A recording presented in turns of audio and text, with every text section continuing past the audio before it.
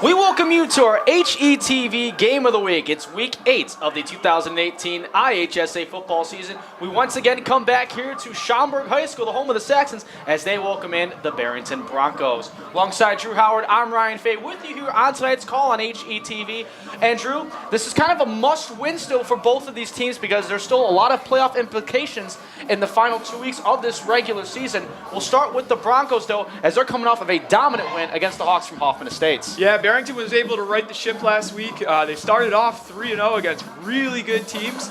Came to conference play, they dropped the first 3 unexpectedly, but were able to turn around last week against Hoffman. Kind of a repeat of the season before where they both came into that game undefeated, but were able to hand it to them again and really try to get them in shape for the playoffs. As you mentioned, both teams with 4 wins. You don't want to leave things up to chance with how many other teams have 6 wins and how, if you have 5, if you're going to be able to get in. So you definitely want to control your destiny tonight, get the win, and get out of here. Yeah, and they were helped in that game from Hoffman Estates for that victory for the Broncos, led by running back Michael Curran. Let's flip it over to the other side here for the Saxons. They played a Palatine Pirates team who, not used to seeing them at the bottom of the mid-suburban West standings, but nevertheless, it was quite the nail-biter that the Saxons got out for a 1-point victory. Yeah, and also not used to Palatine giving up close to 30 points against competition. They're usually a very stingy defense, but Schaumburg with the late-game heroics from Heza Trotter, blocked field goal attempt at the end, got them to 4 wins and put them in a really good spot to get into playoffs here. So definitely going to have to bring in that same momentum and roll that into Barrington. It's not going to be an easy task for them tonight. Yeah, both teams with parallel records here in conference play and in the regular season coming into tonight's action. It's a lot cooler. It feels a lot more like winter than it would fall. But what are some keys to the game here for both sides tonight? Yeah, this weather's a really nice tune-up for the fall playoff run here. But both teams, they're very similar. Both will try to run the ball a lot. Both running backs statistically have about the same amount of carries, same amount of yards. So it's a team that both of them are going to try to establish a ground game.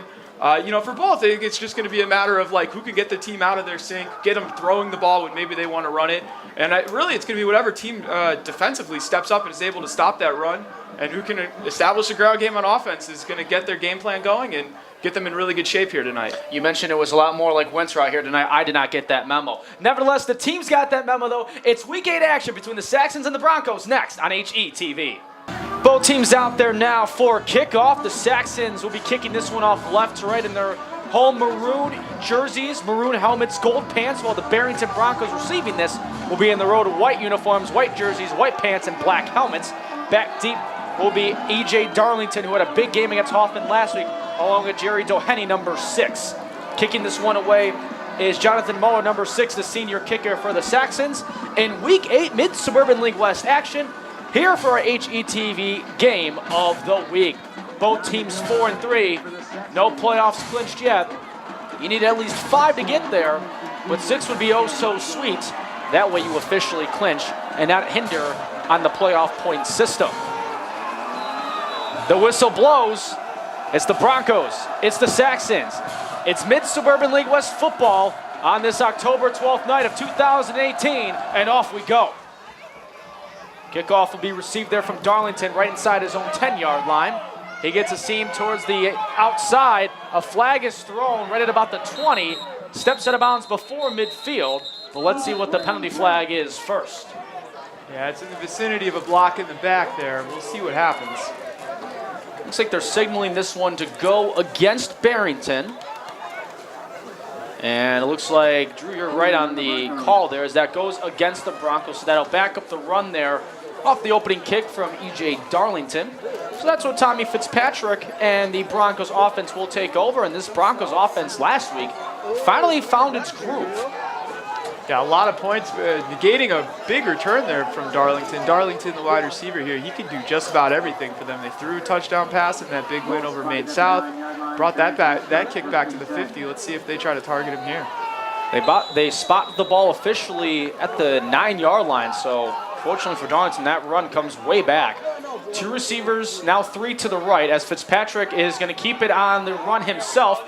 Darts outside the numbers to the near side, and gets taken down just ahead of the 20 for a Barrington first down off the first play for their offensive drive tonight. Barrington would love to keep that going all night. Fitzpatrick, the second leading rusher on the team. They like to run him more than he throws, it seems, but that was a nice start for the Barrington Broncos. Two backs in the backfield now, the receiver out to each side. 1st and 10 at the 21 as we're underway here at Schaumburg High School. The handoff will go up to the right side for the running back in Quinn Cattell, number 30. You're going to see a lot of touches from him in the backfield along with Michael Curran, who we brought up in our pregame segment. Curran had over 100 yards in that victory that took over a day as they finished that game on last Saturday due to the storms that impacted the area.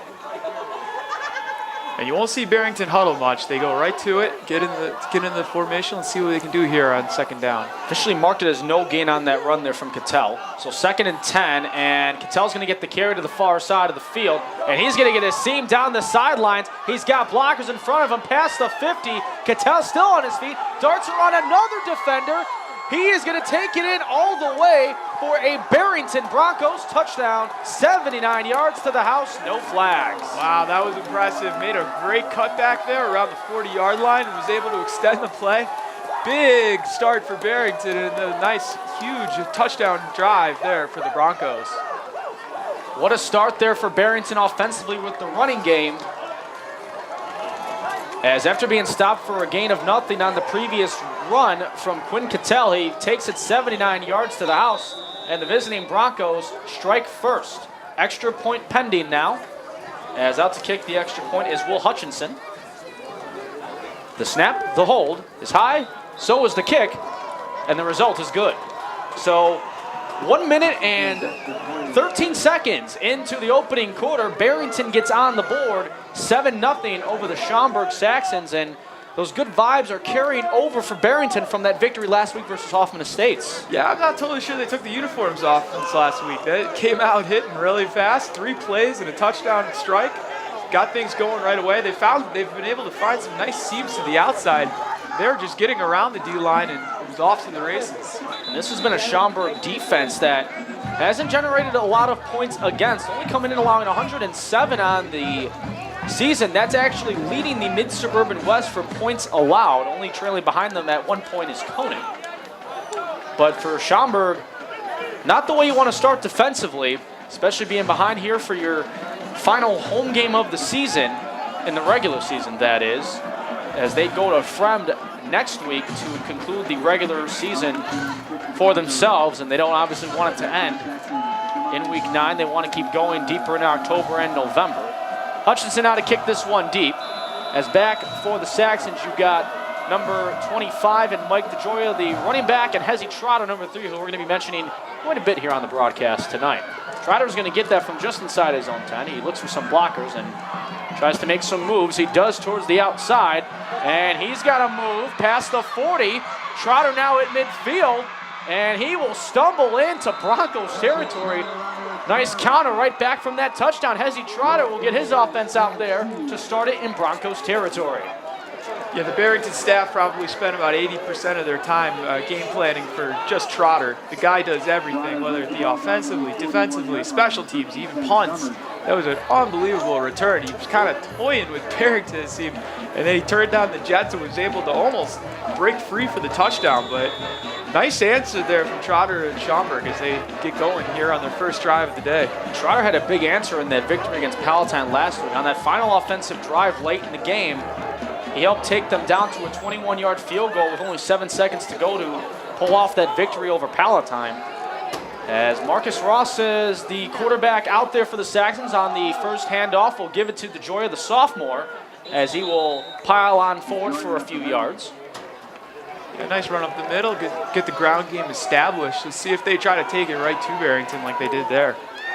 Trying to counter back with their running game that has had quite the success here this season. And you can't forget that Marcus Ross, the senior 5'9" quarterback, he's got legs as well.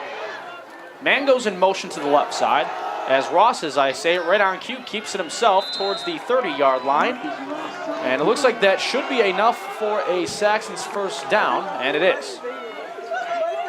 Yeah, option caught Barrington off guard there, decided to keep it for a nice gain, get the first down. So 1st and 10, chains reset under 10 minutes to play in the opening quarter, 7-0 Barrington. Ball at the 31 on this 1st and 10. Gain of 9 yards on that run there from Marcus Ross. Trotter goes in motion, and he's going to get it on that motion play as he's taken down in the backfield for a loss of about 5 for second and long. Yeah, nice read by Barrington there. The nice DN, big play in the backfield. It's going to back him up. I know we mentioned earlier Schaumburg's going to want to keep to the rushing attack. Makes it more difficult when you get into a 2nd and 15 situation, 2nd and 16 situation. Ball spotted back at the 36. So a loss of 5 on that run there for Trotter, who was in motion on the option play. 2 receivers out to the far left, 1 to the near right. DeJoya at the right hip of Marcus Ross. It's Trotter in motion again as Ross is going to pump fake, throw it to the left side, and overthrowing his intended target, as that was Anthony Refrano, the junior wide receiver, incomplete for 3rd and long. Yeah, I thought for a second there they were going to go back to Trotter, see if he can break another big play to the outside, but decided to keep it, and now it's a 3rd and long situation. Not what Schaumburg wanted to be in. Barrington now can pin their ears back for the quarterback and see if they can keep it in front of him here. You've got Luke Jesse, the wide receiver, out to the right along with Trotter. You've got 1 target out to the far left. That's Shamari Brown. Another tall tree target for Marcus Ross. As Ross has to step up, he's not going to get enough for a 1st down, trying to make something out of nothing, as the Broncos defensive line makes it stop there, as leading the way was Matt Reddy, the defensive lineman, number 49, to force a 4th down. Yeah, real nice stop there by the Barrington defense. Otherwise, he probably had a good 10, 15 yards in front of him. It was the right decision, I think, by the quarterback. Just was tripped up. So they're going to go for a long field goal here. This would be from about I should say a 53-yarder from the 36. This is a long field goal in this cold weather. Out to kick this one is Doheny. It's a long, or I should say, beg your pardon, that is Muller, who is way short on the kick, and it is no good. You have to wonder there why you didn't try for maybe the little short rugby punt. Yeah, something like that. You know, I was actually looking for the fake, too. Trotter is the one holding the ball there, and he can do just about everything. I guess Schaumburg thinking wind in their favor here in the 1st quarter. Why not give it a crack? It is windy out there. As you mentioned, it is a windy and cold night. We've used to been saying cool as we get into the late portion of the summer and into fall, but now we're officially in fall season, feeling like winter here tonight. We've got our coats on. I did put the coat on after our pregame segment, by the way, just for those wondering at home that weren't wondering. Yeah, no timeouts needed tonight to ice the kicker. Ball back at the 20, as that ball that was on the missed field goal went into the end zone for a considered touchback, as Curran on the touch, running to the left side, has a nice gain on 1st down. Schaumburg's got a nice big D line up the middle. You can see Barrington thinks they found something here, trying to get to the outside and press the linebackers out, bring the DBs up. May just be trying to set up a pass here for Barrington in the 2nd and short situation, but so far the ground game's been working well for them. Gain of 8 on the run there from Curran. 3 receivers lined up to the right, 1 to the near left. Curran at the left hip of Fitzpatrick. And Curran's going to get the carry for a 1st down, just short of the 35-yard line. And you mentioned this, it's the running attack for Barrington that has sort of had their way, so to speak, as we get towards the middle stages of this 1st quarter. Yeah, so Barrington last week, they had about 375 yards offense against Hoffman, and just shy of 300 of those were all from the ground game. So it's definitely what they want to do. Windy day like this, especially with it coming against you, they may not even try to test it if they don't have to. 296 yards on the ground for Barrington in that dominant victory against Hoffman Estates, as Fitzpatrick throws to the left for Curran across his body, falls incomplete. Yeah, kept it short, didn't test the wind. Actually surprised they decided to throw on 1st there. Would have expected it more in a 2nd and short situation from the play before, but now we'll have to see if they go back to the run, try to establish something, or if they're going to have to resort back to the passing game and pick up 10 yards. Well, they only had 70 passing yards in that victory versus the Hawks of Hoffman Estates. They had 366 yards of total offense in that win in Week 7. 2nd down and 10 after the incompletion. 7:16 on the clock here in quarter number 1. Broncos 7, Saxons 0. Man goes out in motion and a penalty flag comes out. It looks like this will back them up 5. Yeah, it looks like illegal motion there. And that is the official call, so that'll back them up 5 yards. Thanks for joining us for our Week 8 HGTV game of the week here at Schaumburg High School, the home of the Saxons. Both teams 4-3 on the season, 1-2 in Mid-Suburban West Conference play. Alongside Drew Howard, I'm Ryan Fay with you here on tonight's call. Also want to thank the great work behind the scenes of our camera operations and production, courtesy of Rick Signorella. Tagging in for Bruce Anderson here tonight. Second and long as Fitzpatrick on the keep up the middle. Stays inside the hashes ahead of the 40-yard line, and a nice move there from Tommy Fitzpatrick to bring up a manageable third down. Yeah, elusive run up there, up the middle there for Fitzpatrick. Really nice play. Make it a manageable third down here, 3rd and 3. Mark that as a gain of 12 then by the run from number 12. Yeah, Fitzpatrick comes in the shoes of so many good past Barrington quarterbacks. It's almost unfair to try to step in there, but looked very Nairo-ish there on the run. As he goes with a jump pass essentially ahead of the 45 as the pass is caught. Michael Bedard, a backup quarterback playing wide receiver, as he's usually the wide receiver for them and backs up as a quarterback as well. So 1st down and 10 for the Broncos at the 46-yard line. Able to dig themselves out of the 2nd and long situation here. So now let's see if they just try to get back to the ground game. First catch there for Bedard this evening. As we approach 6 minutes to play in the first quarter, 10 seconds now on the play clock. 2 receivers left, 1 right. Curran at the left hip, and he's going to get the run. Goes to the right side, and he is stopped after a gain of a couple, it looks like. And a late flag comes out as Curran, trying to continue his forward momentum, took an extra shove. As this may be a unsportsmanlike or unnecessary roughness there, Drew. What'd you see? Yeah, I think it's a late hit, unnecessary roughness. I think it could have gone either way. It's kind of a late whistle, and anytime you're playing around with forward momentum, you just never know. And went against Schaumburg there, though. Yep, they're going to call that as a late hit there against the Saxons. I didn't see who specifically got it, as it was a big pileup. But either way, it's a 15-yard penalty, automatic 1st down, and once again, Broncos here in Saxons territory. Ball will be spotted at the 37, and they'll once again wind the clock, as it was a penalty against the defense. Fitzpatrick going to keep it himself, and he stumbles ahead of the 35 for a run of about 3-4 yards. Yeah, nice decision to keep it there. If he would have handed it off to Curran, it would have been bottled up for about a 4-yard loss. But instead, Fitzpatrick keeps it for a gain. Keeps things in the positive here for the Broncos. Was a gain of 3 yards on that 1st down play from Tommy Fitzpatrick. Curran at the left, hit 2 receivers left, 1 in the slot on the right side. And that one comes in motion as Curran's going to get the run up the middle, as Michael Curran almost ripped it towards the house. Only 1 tackler in the back end was able to get him. As for Schaumburg on that tackle, that was Anthony Hernandez, the sophomore. Yeah, Curran's a big, strong back who really tries to lay the wood on the defender there. You can see he just stepped right up to the challenge, wasn't really trying to sidestep him, just went right into him. And a cold night like that, you start remembering those hits. It was enough for a 1st down for Barrington, as the ball's now at the 25 with 5 minutes to play in the opening quarter.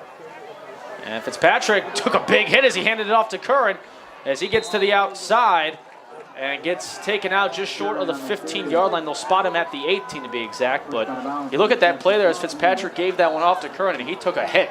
Yeah, as defensively, if one good way of stopping the option is to just hit the heck out of the quarterback every time, makes him think about it every time. But they're lucky enough to get it handed off before that big hit in the backfield. Ultimately wound up in positive yards in a short 2nd down situation here for the Broncos. Under 4.5 now. 3 receivers left, 1 right. Curran at the left hip of Fitzpatrick again. And Curran gets the handoff as he gains maybe a yard or 2, nothing much, to bring up a 3rd down spot for the Broncos. Yeah, 3rd and short. We'll see what they go with here. My guess is they're going to stick to the run. Maybe you'll see a little bit of motion here from Darlington, who can rip one off on the side. A lot of good options here for Broncos in their in the skill positions here. 3rd down and 2. Play clock down to 7. 1 receiver to each side, ball at the far hash. And Fitzpatrick is going to run it himself. He's going to get the first down, and he's going to make it 1st and goal territory for Barrington. Yeah, Schaumburg sold out on the run. They knew where it was coming, but he was able to find a nice seam up the middle there for a big positive gain for Barrington, and now it should be 1st and goal, I believe. Yep. They got him at the 9, so it's 1st and goal territory for Barrington, trying to take it into the house once again. Their first score to make it 7-0 was a 79-yard touchdown run from Quinn Cattell.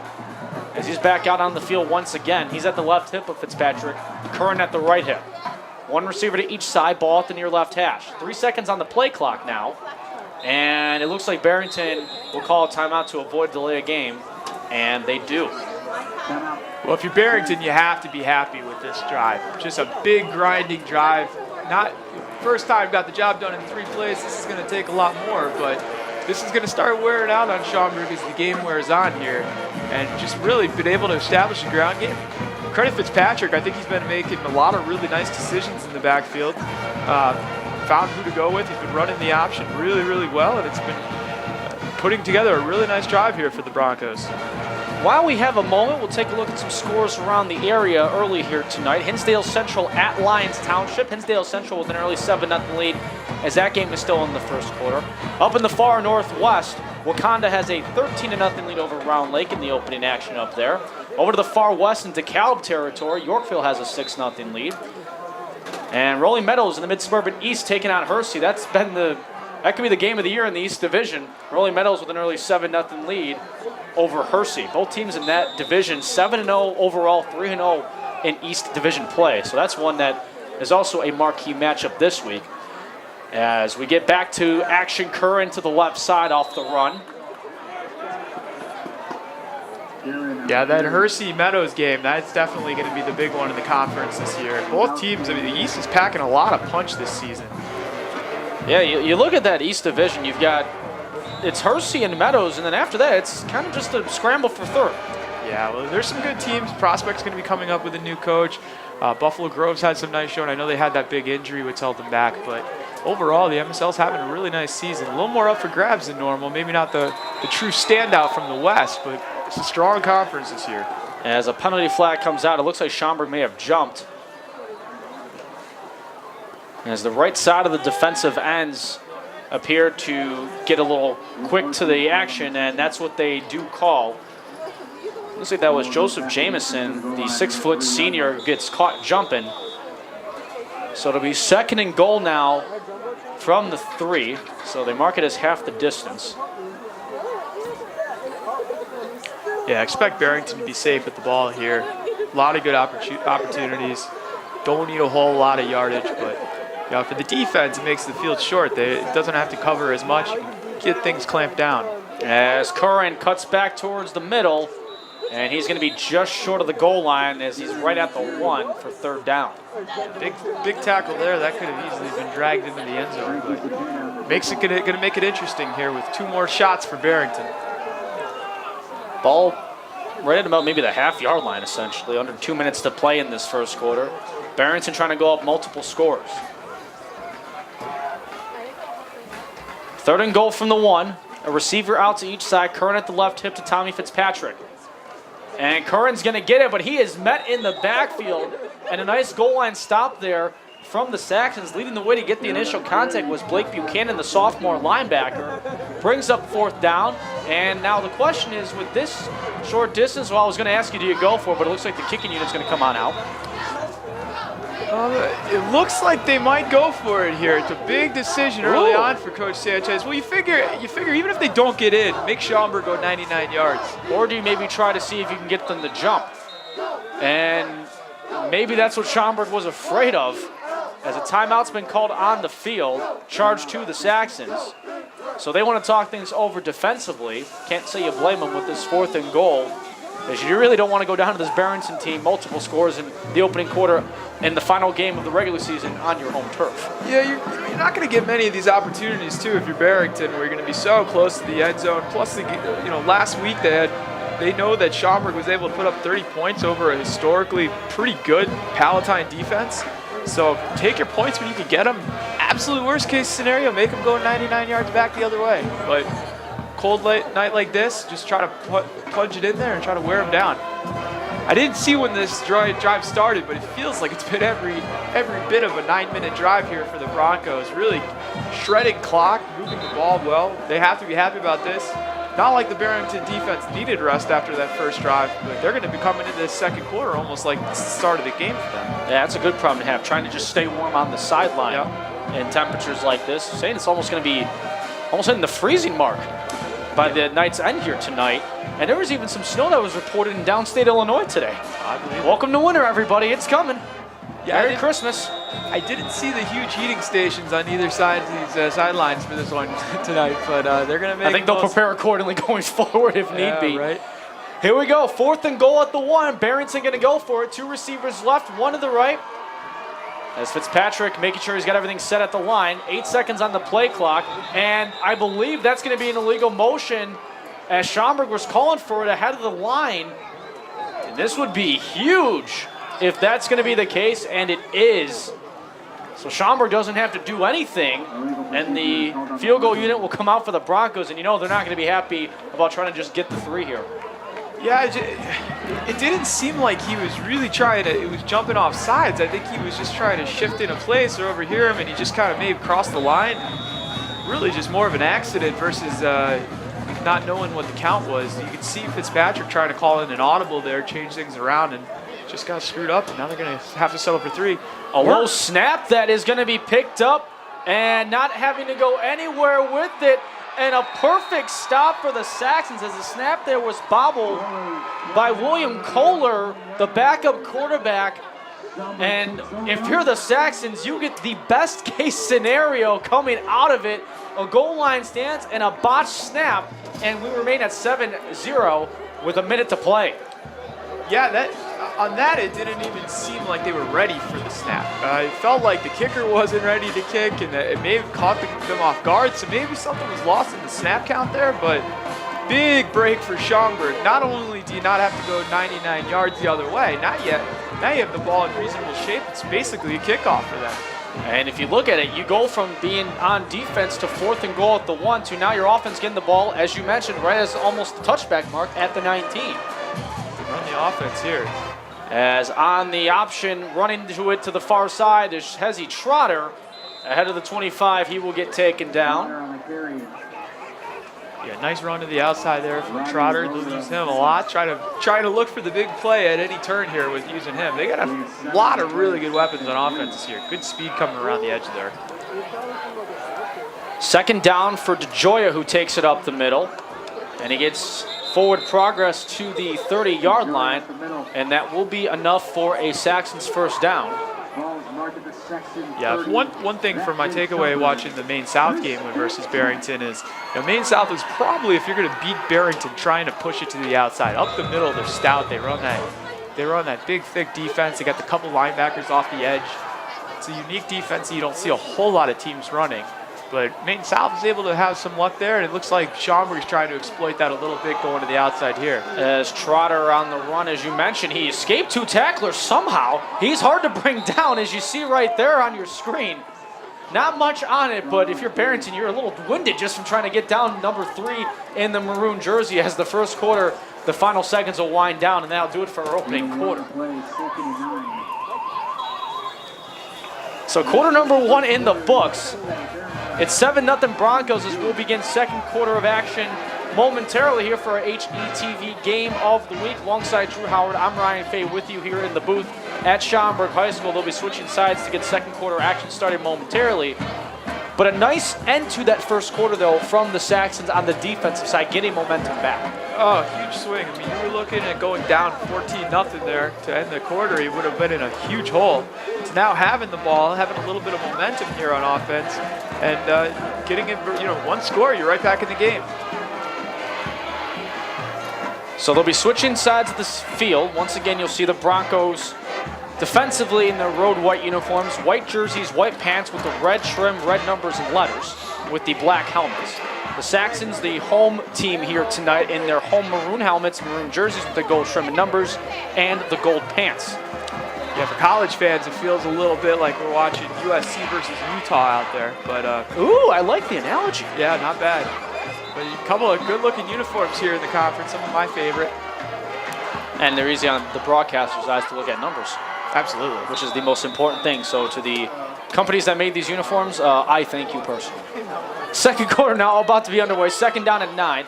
Schaumburg will be going right to left on your screen while Barrington left to right for the quarter. As on the handoff, they're trying to spin around a tackler, and being met in the backfield was Shamari Brown, as taking him down in the backfield for Barrington. That was Kevin Mecker, the defensive lineman, number 22, to bring up third down and long. That was a loss of 8 yards on that play. Yeah, you could tell Barrington prepped well for Schaumburg this week. I mean, he sniffed that play out, got him in the backfield for a big 7-yard loss. 3 receivers out right, 1 to the left. That's Trotter. DeJoya at the right hip of quarterback Marcus Ross. Haven't seen much from the Schaumburg offense because Barrington took a lot of clock off for their second drive back in the first quarter. Ball to 23 on this third and long. Ross tries to step up, spins around a defender. He's going to air it downfield. It's a jump ball for Trotter, who juggles it, and it falls incomplete. As in coverage there for Barrington was Luke Kozlowski, and Trotter maybe got away with a little bit of a push there, but nevertheless, it's fourth down. Yeah, maybe a little bit of a push. Wasn't able to come down with it. Nonetheless, before the play, great job getting away by the quarterback. I thought he was going to be dropped for a loss. Was able to get out and not only do that, but almost put it on the fingers of Trotter, which could have been a real huge strike here for Schaumburg. Luke Kozlowski, who was in coverage on that play, is back deep to return this punt, perhaps inside his own 45. Back to punt it will be Hezzy Trotter. We mentioned he just kind of does it all here at Schaumburg. Yeah, if I'm Barrington, I'm playing safe on every return with Trotter kicking.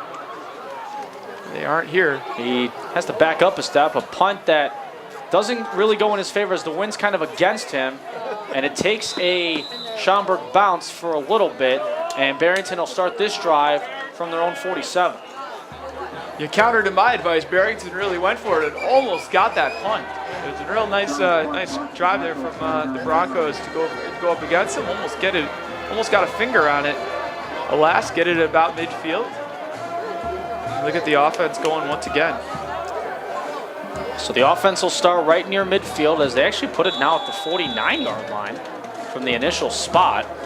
So essentially midfield will the Broncos start for this drive. So we have 10:55 to play here in this second quarter of action.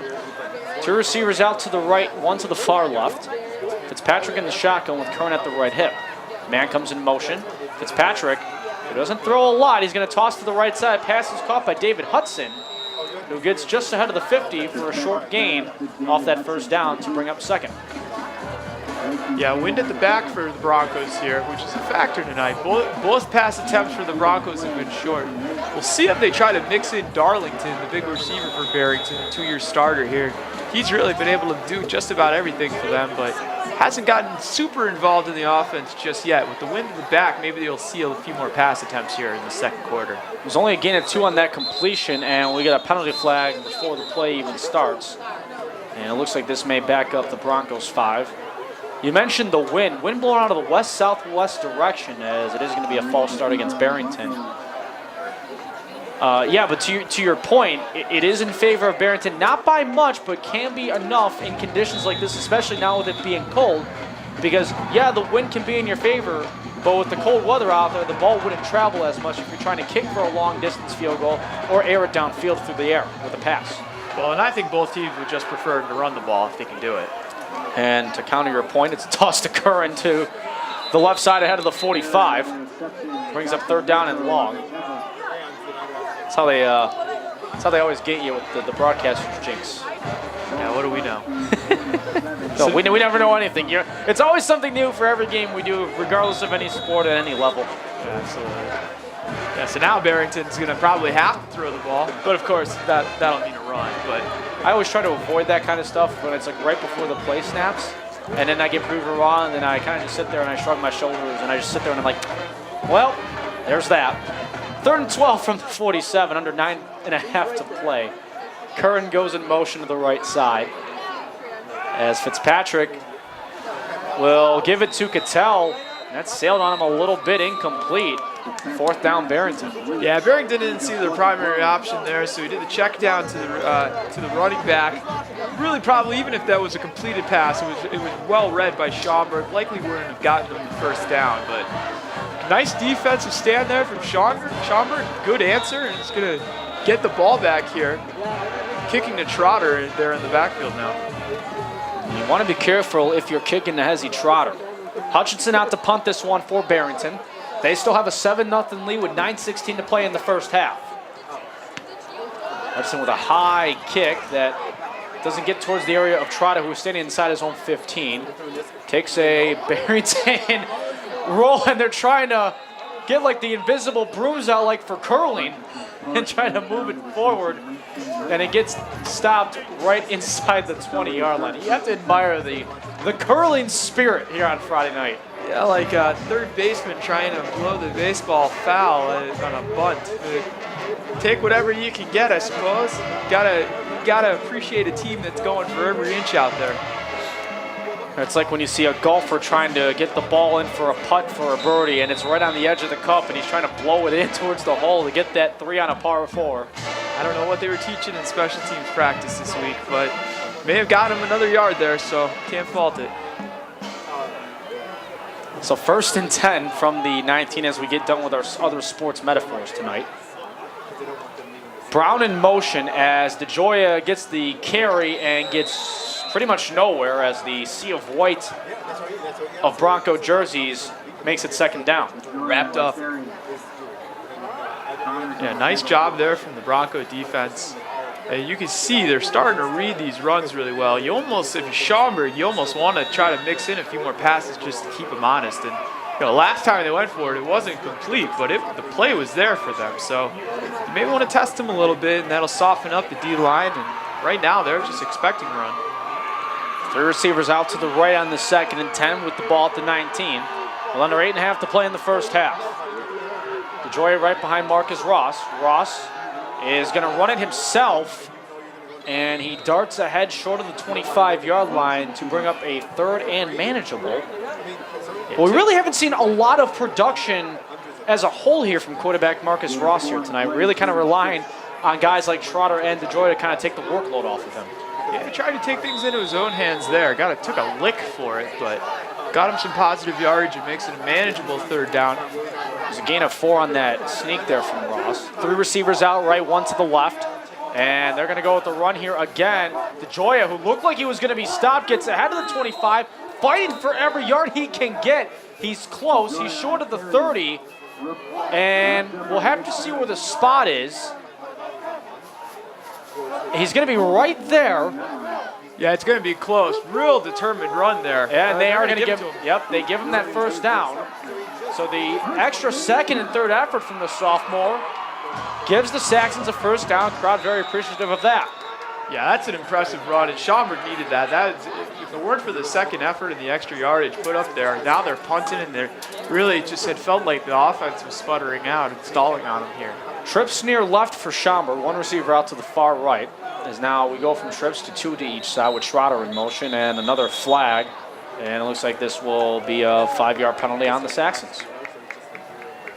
So you're seeing them start to, for Schaumburg, at least offensively here, Drew, kind of take 2 steps forward, but then 3 steps back. Yeah, that's tough. I mean, you got a long field to go here. It's a team, obviously we've seen they want to run the ball. It just makes it more difficult when you have more yardage to cover here. So 1st and 15 with the ball now back at the 24 as we approach 7 minutes to go here in the 2nd. Still 7-0 Broncos, courtesy of a 79-yard touchdown run from Quinn Cattell, the 2nd running back. As Trotter, who is in motion, is met in the backfield. Maybe loses a couple more on it to bring up 2nd and long. Yeah, at this point, Barrington's got a really well-trained eye for the wide receiver motion handoffs here. They're looking for it. They're keyed in. And now it's just a matter of can Schaumburg shake it up enough so that they can keep the Barrington defense honest. They've had a couple of situational matchups where they have a one-on-one receiver. It's not worth giving. It's worth giving it a look if they can give it a shot there. Empty backfield for Marcus Ross. 3 receivers left, 2 to the right. He quickly throws to the right for Brown. As Brown gets outside the numbers ahead of the 30. and gets shoved out of bounds for a decent pitch and catch for third down to bring it back ahead of the original line of scrimmage.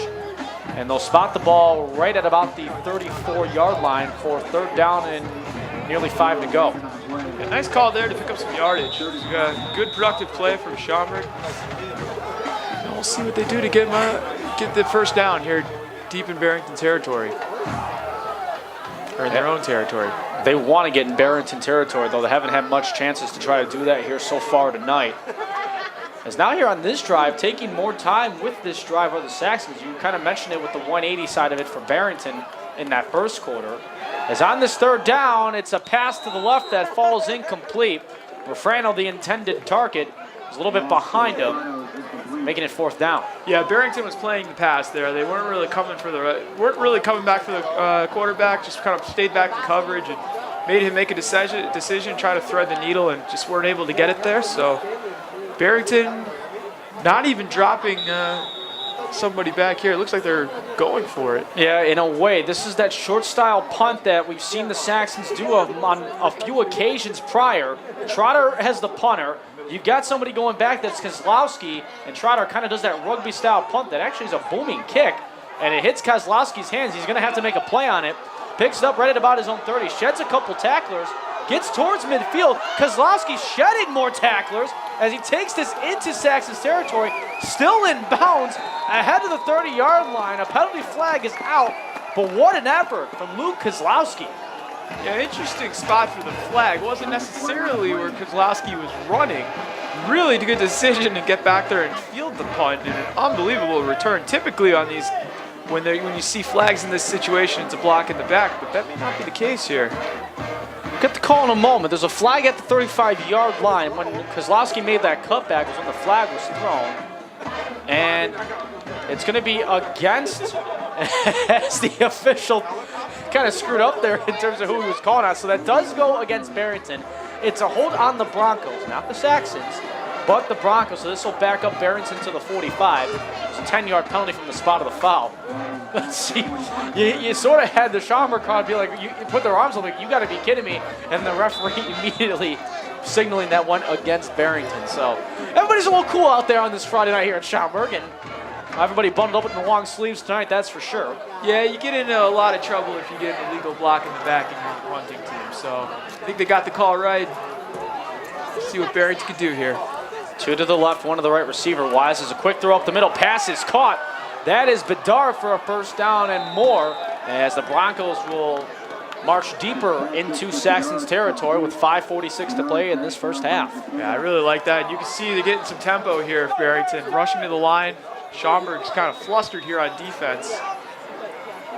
Two receivers left as the ball's in the far hash. Throw to the right side is juggled, and it falls incomplete. That was Darlington, the target. He had a big game last week against Hoffman Estates. Hasn't really been gone to here much so far tonight. Yeah, but I like the idea. You got up to the line fast after that quick strike up the middle, went back to the throw, keep Schaumburg a little bit on their heels. Now they've slowed down. They're going to get the call in for this important second down play. Same formation yet again with the ball at the 27. A pitch to the right on the option is Curran, who's met at the 30. And who else? Hezzy Trotter with the tackle. Yeah, nice pitch there. Well read from Schaumburg. It's going to put Barrington in a third and long situation. Field goal is in the cards here, but obviously if they can, they want to get the first down. There's a loss of about 5. Yeah, they really well read play there by Schaumburg to keep this in a third and long situation here for the Broncos. Yeah, despite how you've seen Schaumburg perform offensively for the latter part of this season, their defense has still been very stingy here this season. As on this 3rd and 13 from the 30, Fitzpatrick throws downfield to no man's land, incomplete. He was looking for Hudson, making it 4th down. Yeah, that almost looked like it was a scripted pump fake to the outside. Couldn't get the receiver open for the play he was looking for. Play didn't really have much of a chance when it came down to the throw. Like, the throw was there. We just couldn't get the open receiver, but decent play call. It looks like Barrington will settle for the field goal attempt. Going to need a nice leg here, and they have a strong kicker. They have the wind at the back, so manageable field goal kick despite the distance. This will be from about 47, as Trotter is standing back right inside his own 5 to perhaps try to return this field goal. The wind is with Barrington here slightly, as the kick from Hutchinson is up, and it is good. Wow, that was pretty. That's good from 50. You do that consistently, you earn yourself a scholarship at the collegiate level. That's a nice kick from Barrington. So that'll give Barrington a 10-0 lead with 4:43 to play in our first half. Thanks for joining us on our HETV Game of the Week. It's Week 8 action here in the 2018 IHSA football season. Alongside Drew Howard, I'm Ryan Fay with you here on the call. And again, of course, the great production and camera operations behind the scenes, courtesy of our guy, Rick Signorella, stretching out the quads in between plays here. Yes, they lose. It's easy to get stiff out here when it's this cold. That's why I just sit down and don't move. Not a bad approach. As the teams come out, we'll take a look at some other scores around the area. Naperville Central has a 14-0 lead over Waubonsie Valley out in the western suburbs of the Chicago area. Wheaton-Warrenville South and Glenbard North are at a 7-6 edge in favor of those Tigers over the Panthers, and that's still in the first quarter. Hutchinson out to kick this one away from his own 40. Trotter and Brown are back deep for Schaumburg.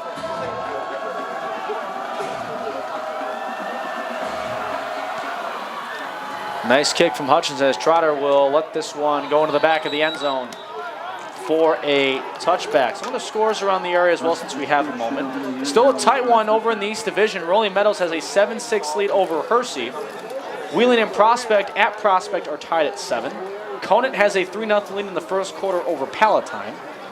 Lake Zurich has a 7-0 lead over Mundelein at home.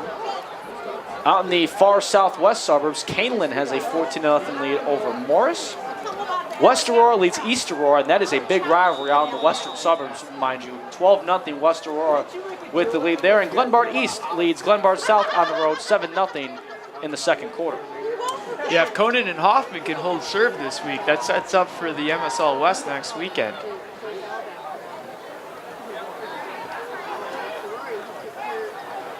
First and 10 now from 20 off the touchback. Two receivers out right to the left. DeJoya at the left hip of Marcus Ross. And a penalty flag comes out. It looks like this is going to be a delay of game as the play clock was winding down. Unless Schaumburg got the timeout in time. I think that's what the officials may be discussing here. Yeah, it looked like a little bit of confusion before that call. Yeah, but I think that is what they're going to do. They're going to get it in. Yep. So a timeout was called by Schaumburg. And that is their second timeout. So they'll have one remaining. Barrington has 2. And if you're Schaumburg, you don't want to look out of sorts offensively when you're down by 10 and trying to get a late score here in this second quarter with 4:43 to play in it. Yeah, Schaumburg, if you're Schaumburg, you want to chip away and try to get a score here before the halftime. You don't want to be down with 0 points going into the second half.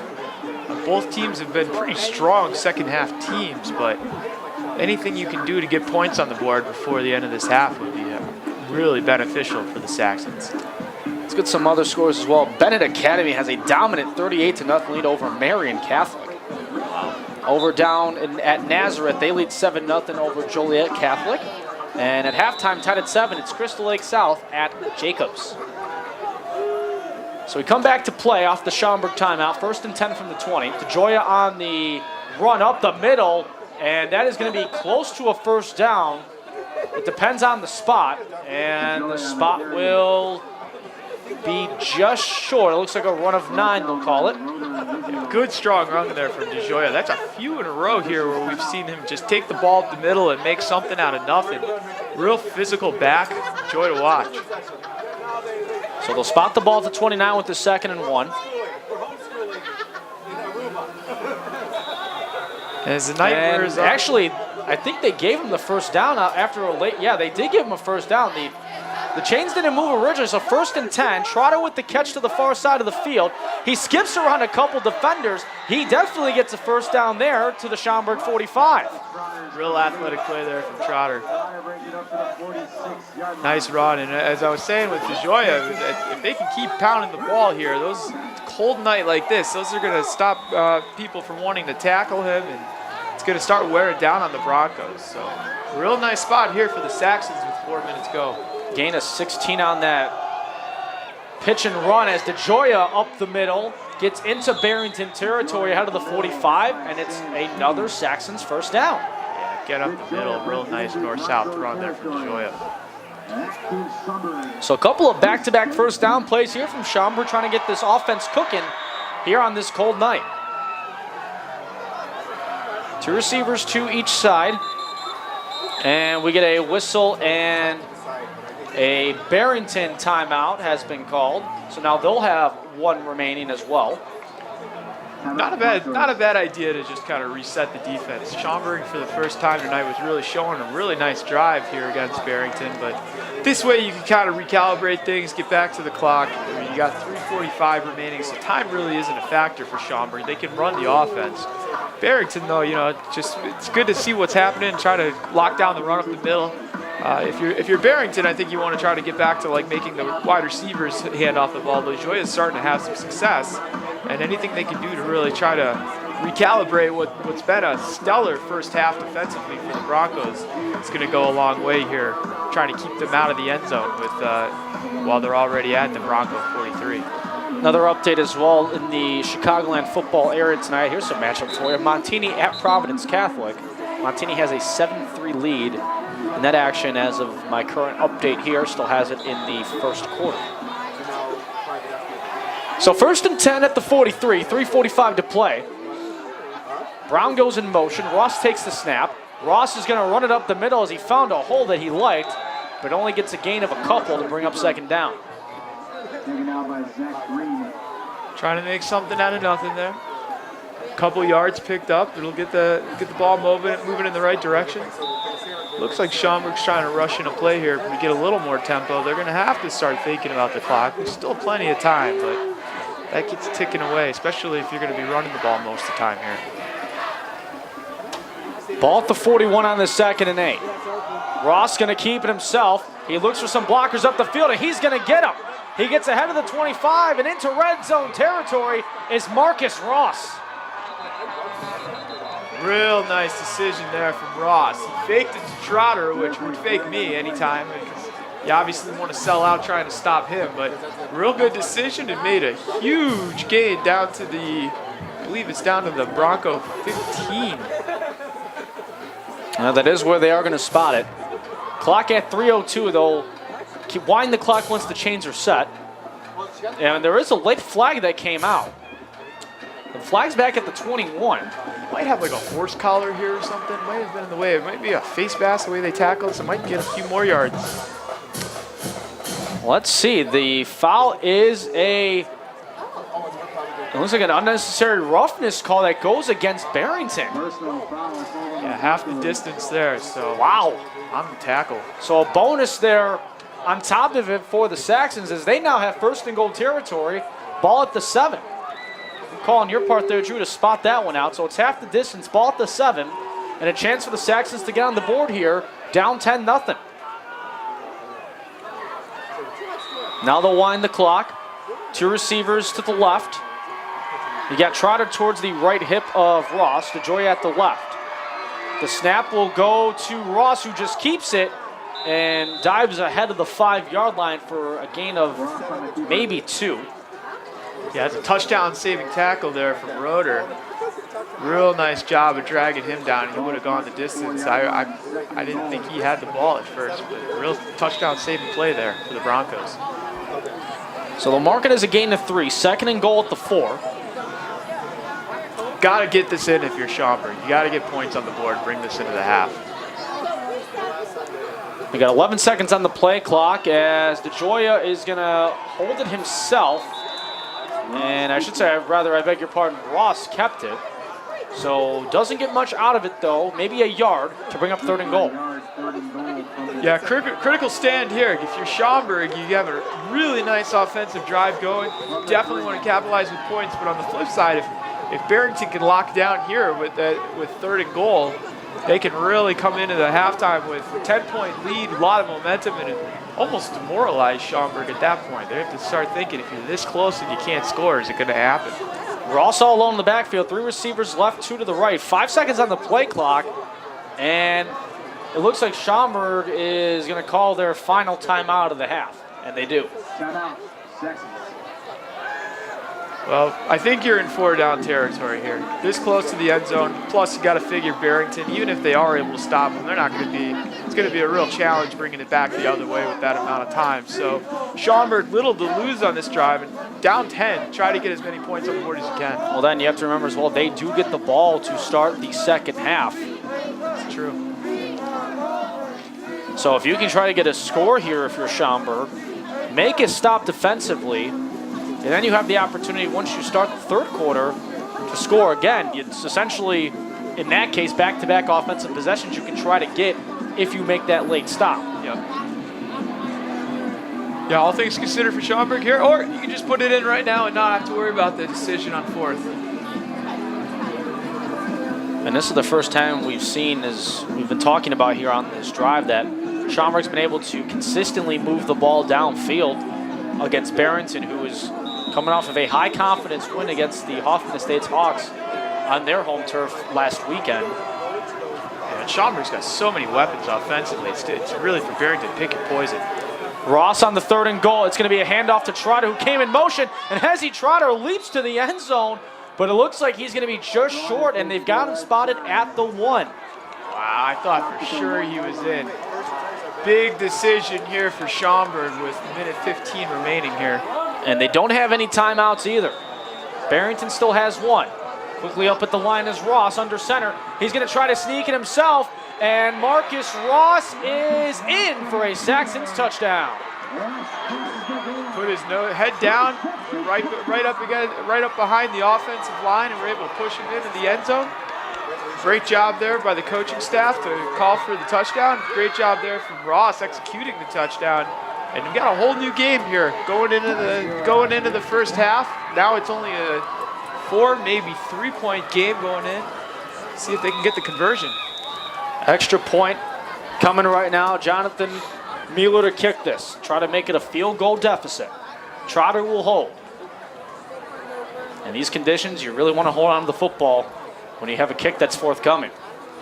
The snap, the hold, and the kick. It is up, and it is good. Saxons now trail 10-7 with 1:08 to play here in the first half, but a long drive for Schaumburg, but a successful one at best. Yeah, that's the drive that Schaumburg needed. Get some points on the board, get it to a 3-point game going into the half. Now if you're Barrington, I mean, we'll see what kind of return Barrington gets, but it'll be interesting to see if they get conservative and just try to take the lead in the half, or if they try to use some of that hurry-up offense with the tempo they were using there at the end to try to get a quick answer. So with 1:08 to go in this first half, Barrington has a 10-7 lead over the Schaumburg Saxons. Again, thanks for joining us for our HETV Game of the Week. Alongside Drew Howard, I'm Ryan Fahey with you here on the call. As it is pivotal conference matchups as we wind down the final weeks of the regular season. Just feels like yesterday it was opening kickoff for not only just conference play, but the entire season.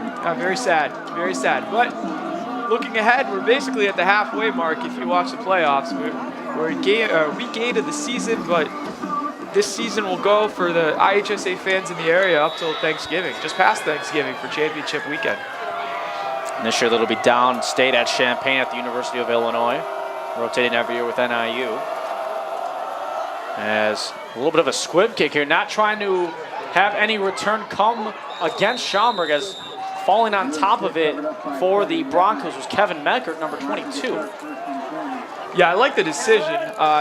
Very, very little risk with the potential high reward. It wasn't much for Schaumburg to almost jump on that thing, and then who knows what could have happened. But you limit your risk of Barrington taking it back and propping a big run. So here comes Barrington. Looks like they're ready to roll. So Barrington with a receiver in motion. As Fitzpatrick is going to run up the middle and keep it himself. He gets kind of a little extra push from his lineman up ahead for a first down ahead of the 45. Again, clock stops to reset the chains. 58 seconds to go in this first half.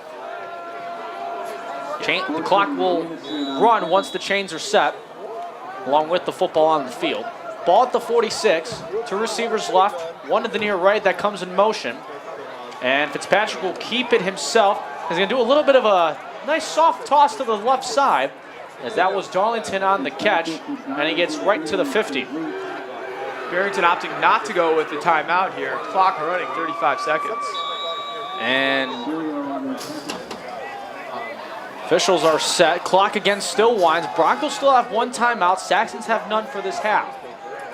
Curran comes in motion. Fitzpatrick will roll to his right. He has to backtrack at this one. And the pass is caught from Darlington, who gets to the original line of scrimmage off this play. And the clock stops at 12 seconds. And it looks like the Broncos have called their final timeout, and they have. Yeah, that took off about 25 seconds there. It was a really slow developing play there from first down to second down. So now you only have 12 seconds left. I know Barrington, if at all possible, would have loved to have kept the timeout for a potential field goal attempt. Now you kind of limit your options here if you're Barrington. I mean, you could go for the first and obviously try to get a quick spike and hurry up and get a playoff, but it puts you in a real rough spot without that time. So Barrington will regroup here. Whole field's open. In high school, the clock does stop if you can get the first down, which gives you some few different options here, but it's going to have to be fast if you're Barrington. It doesn't have to be like the pros where you need to get out of bounds here to set up the field goal. So with 12 seconds. Yeah, and on that last play, it was interesting because they were a fake handoff to Darlington, and then wound up pitching it to him for the play after all. So throw to the right, and this one is caught. Tiptoeing towards the sideline was Darlington, and he gets out of bounds with 6 seconds and no timeouts, but a nice throw to the right from Tommy Fitzpatrick to E.J. Darlington. Yeah, great play there. 6.3 seconds left. Let's see if they're going to try to sneak one in here. Another play in on the sidelines to try to get a more manageable field goal if they'll go for it. Looks like this could be the final play of the half, possibly, because it looks like Darlington stayed in, and he did. He did not get out of bounds, so the clock will hit zeros on the scoreboard, and that does it for our first half of action here tonight.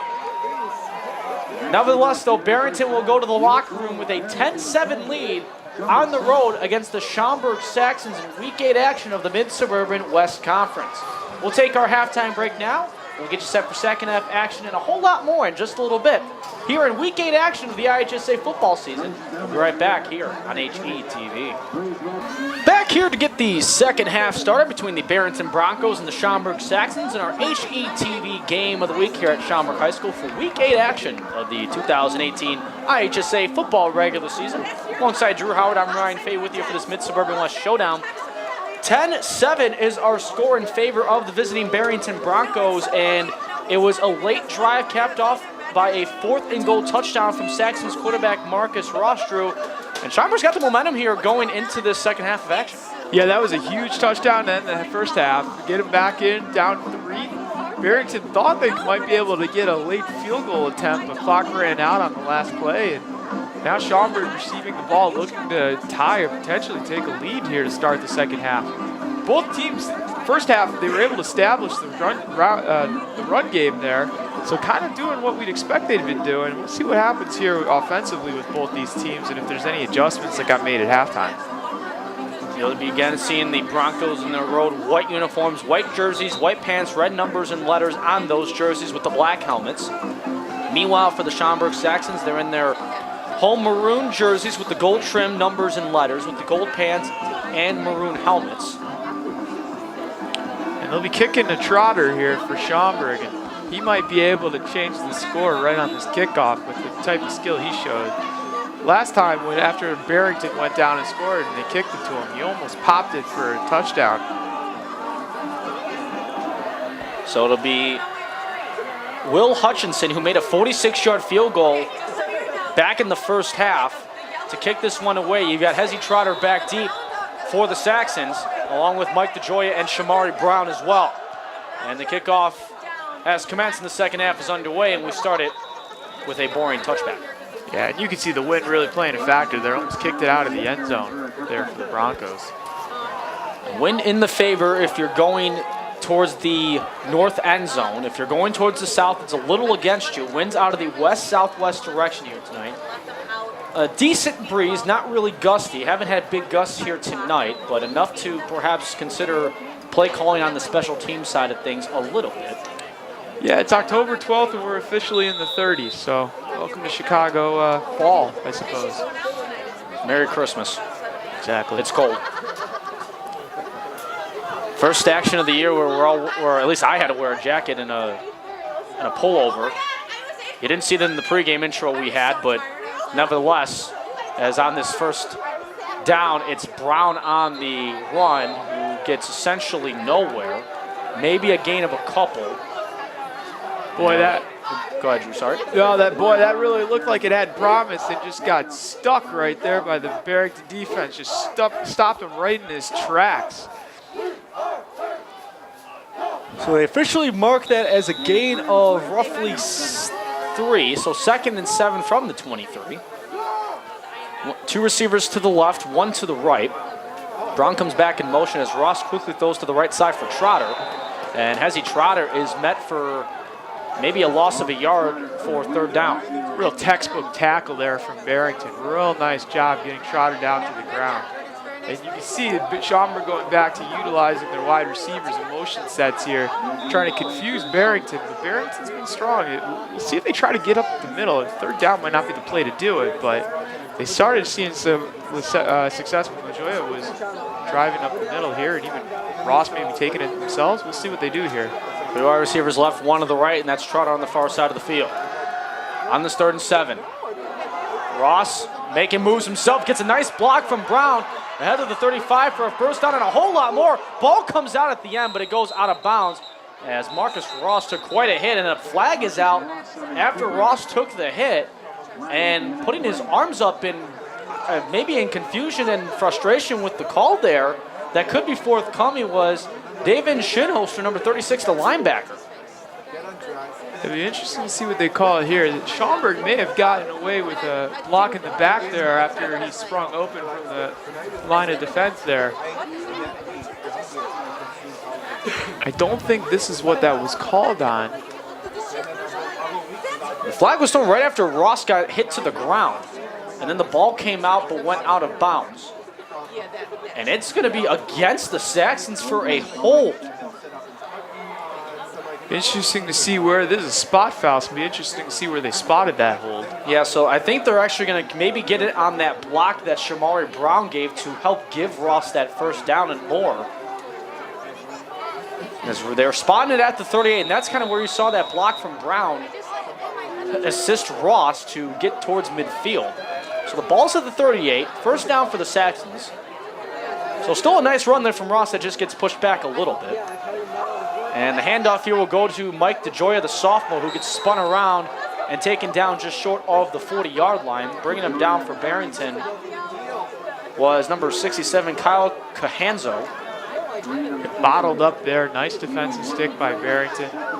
Before that, though, Ross with a real good decision. Didn't see anything open. Was able to expose a crack in the Barrington defense and spring that for a well-needed first down. So 2nd down here. Let me correct myself. That was Zach Green on the tackle for Barrington. Gain of only 1 from the sophomore DeJoya. 2nd and 9 at the 39.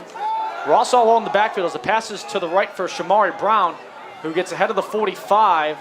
And he's close to a first down, but he appears short for Schaumburg. Yeah, high percentage pass play there to the receiver, who was able to spring it for about 8 or 9. Going to be a yard short here for the Saxons. Big play to start the second half. So they mark him just short. 3rd and 1 at the 47, 9:20 to play in the 3rd. Schaumburg trails 10-7 to the Broncos.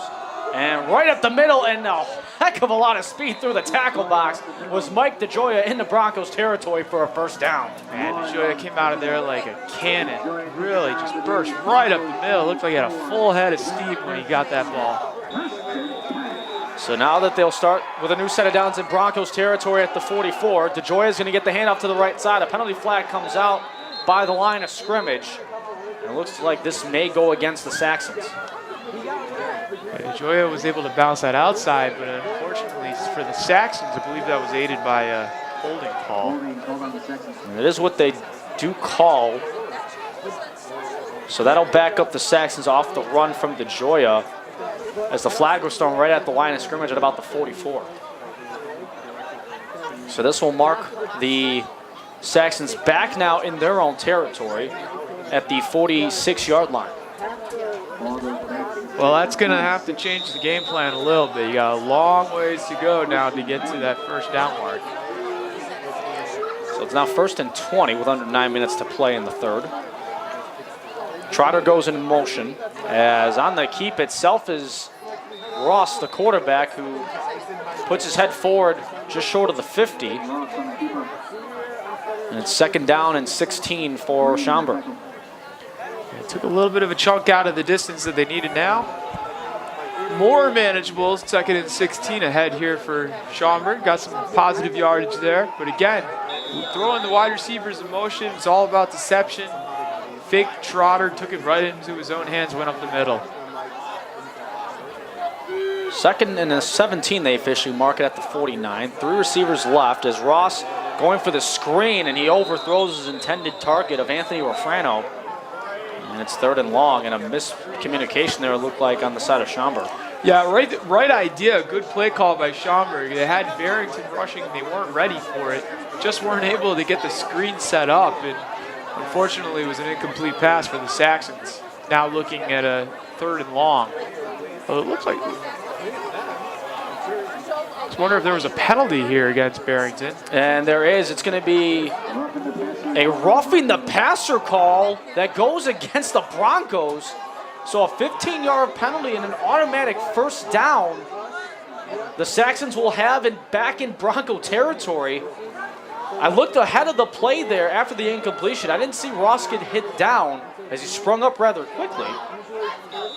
But nevertheless, 1st down and 10 for Schaumburg at the Barrington 36. A total bailout play there for Schaumburg. Ross will hand it off to DeGioia, who looks for some holes up the middle. And he gets ahead of the 35 and stopped at the 33. Yeah, remember that play on the roughing the passer. That goes from being 3rd and 16 to 1st down in Barrington territory for Schaumburg. Real tough penalty to swallow for Barrington, and gives new life to the Saxons offense here in the 2nd quarter, or 3rd quarter. 2 receivers left. Trotter kind of in the tight end spot with a receiver out to the far right. DeGioia with the carry, and DeGioia doesn't really go anywhere with it, as that's Green on the tackle for Barrington. Yeah, so Barrington defensively, if they can avoid the penalties, have looked, despite the distance covered here from Schaumburg, making some nice tackles. They're starting to bottle DeGioia a little bit more, and making Schaumburg work for their yardage. It's been a long drive here to start the 2nd half. About 5 minutes already, and still a long ways to go here. 3 receivers out left, 1 to the right on this 3rd and 7 as we have 7 minutes to play in the third. As Ross to the left, pass is caught, and the ball comes out.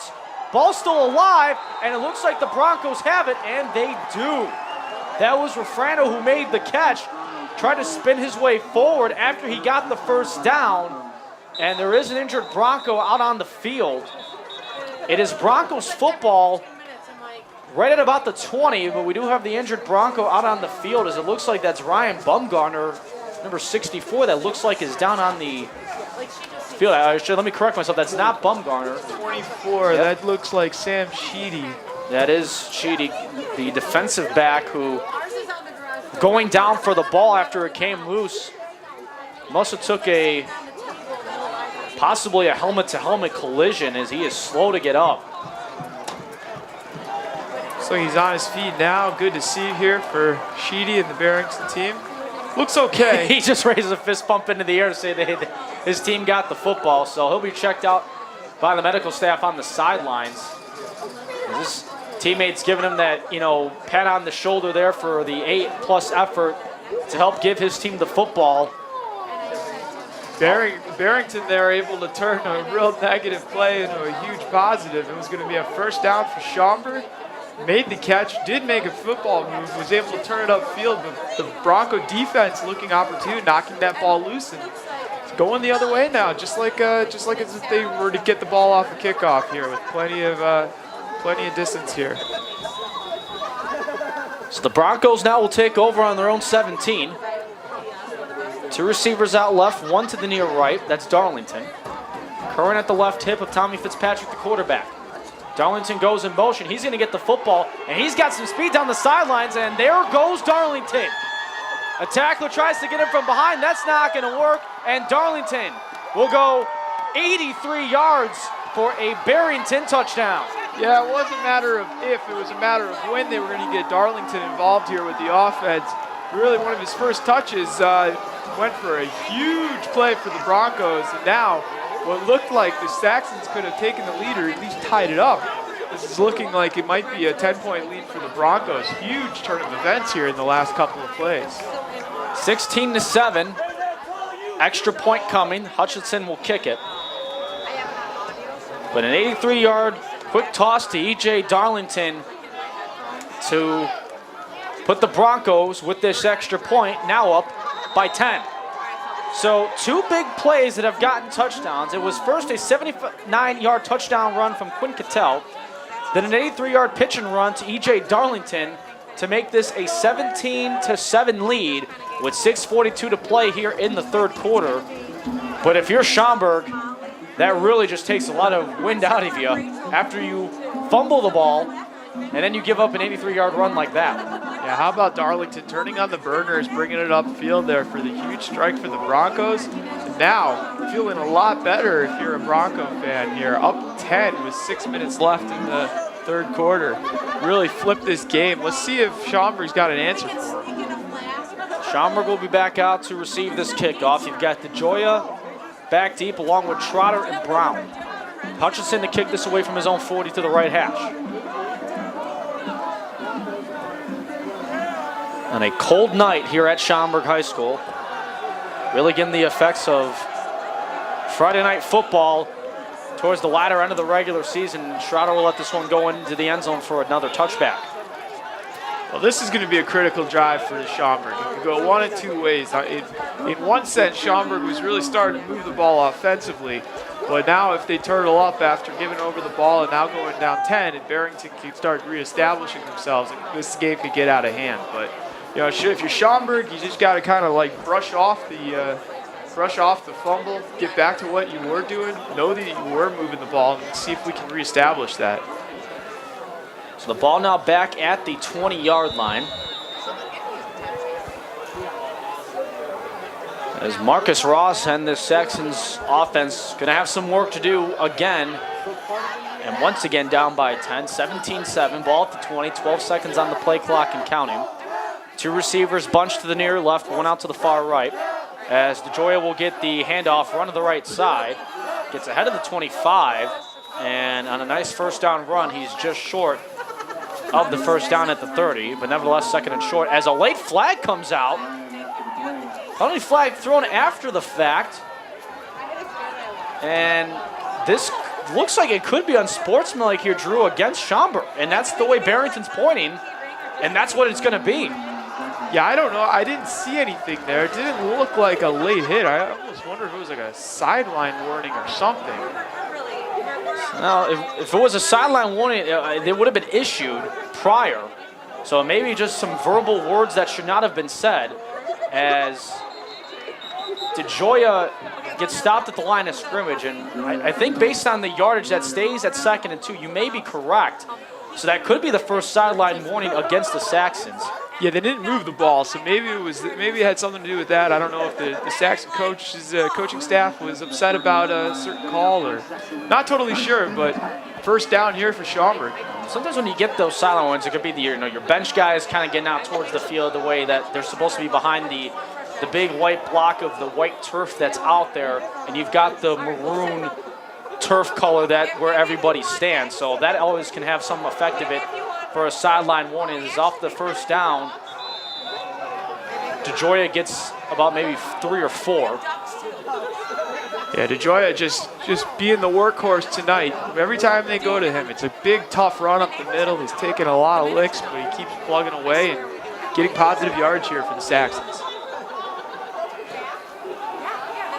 So 2nd and 7, DeGioia with it again. He goes out to the numbers on the right side, and he gets stopped just ahead of the 35 to bring up 3rd down.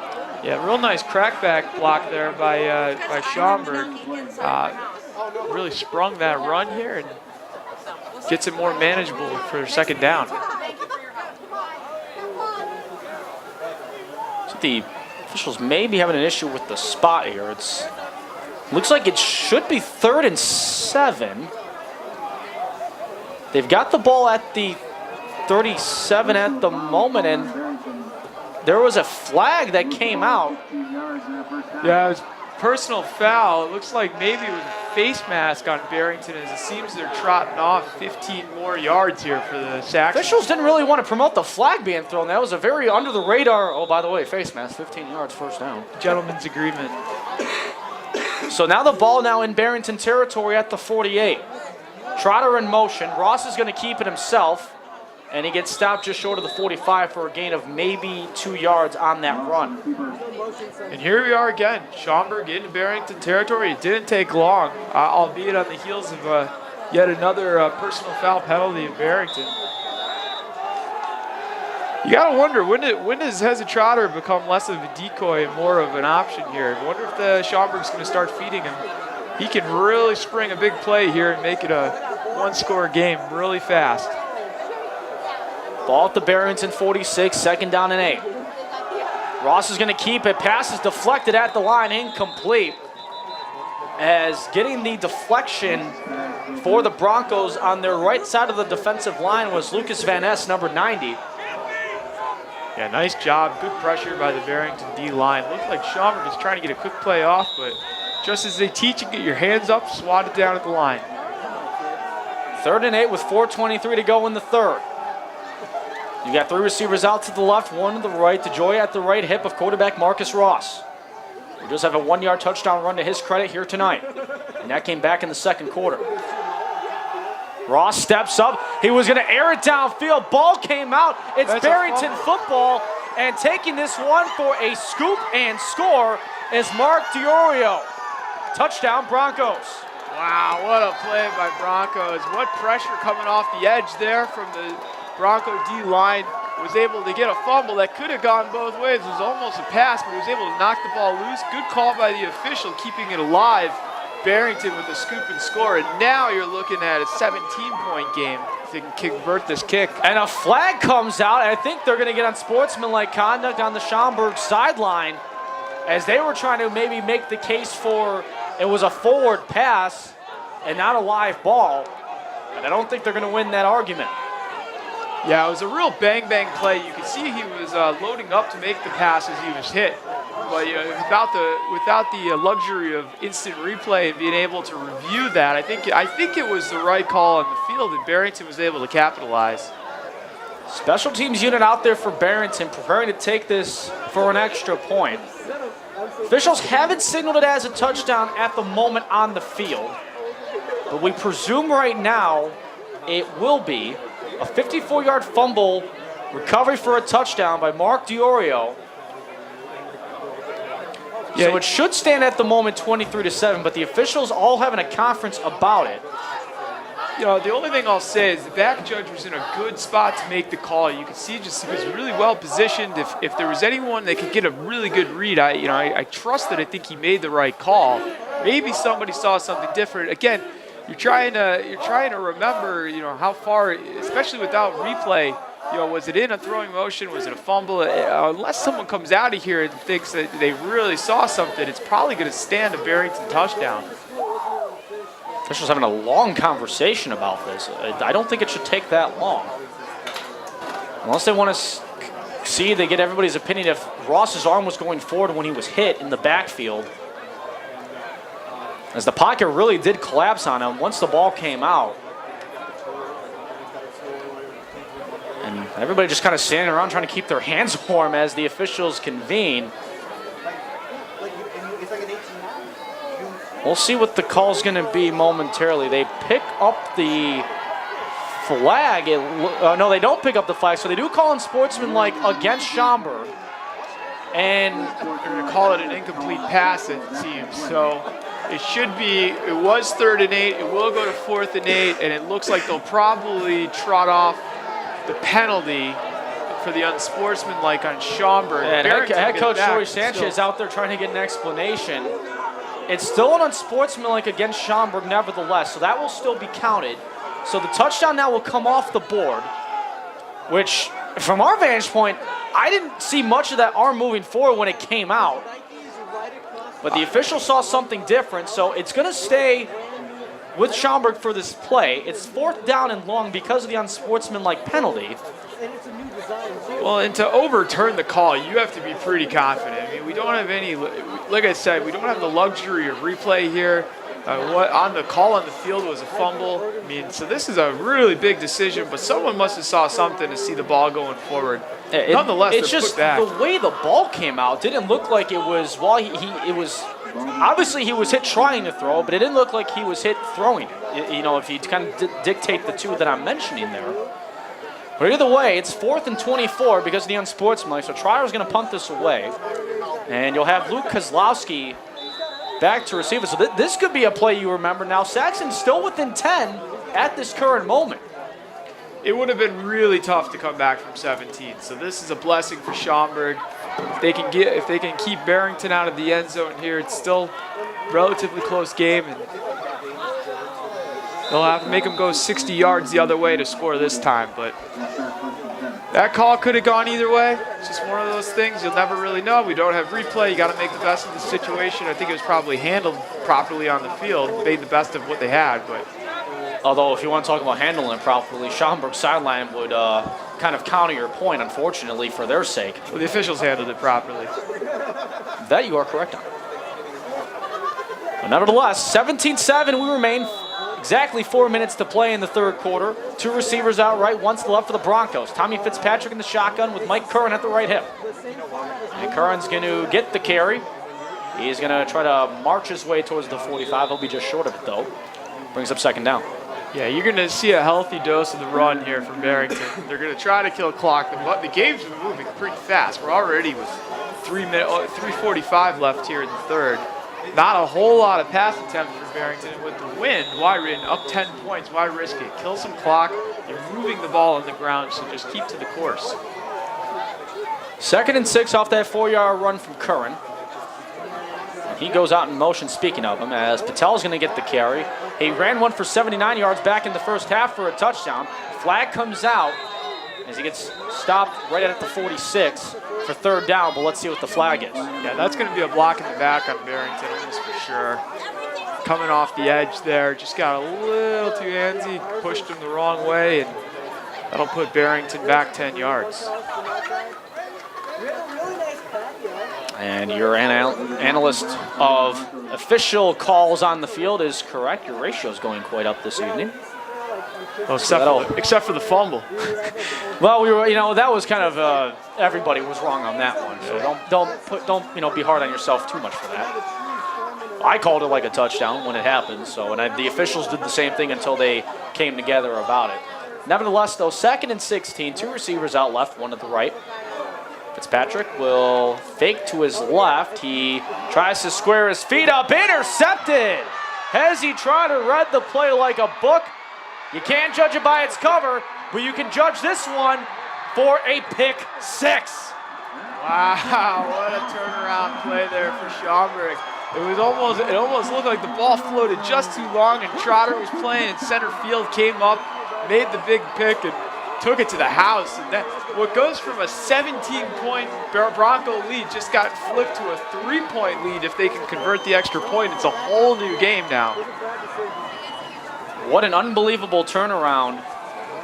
Yeah, some roughly 65 yards out, or 55, I should say. A pick 6 for Hezzy Trotter to make it 17-13 with 2:56 to play in the 3rd. Mueller out for the extra point. Trotter on the hold and hold everything. Looks like this will back up the extra point 5 yards, and it does. So you got your first taste of Hezzy Trotter there.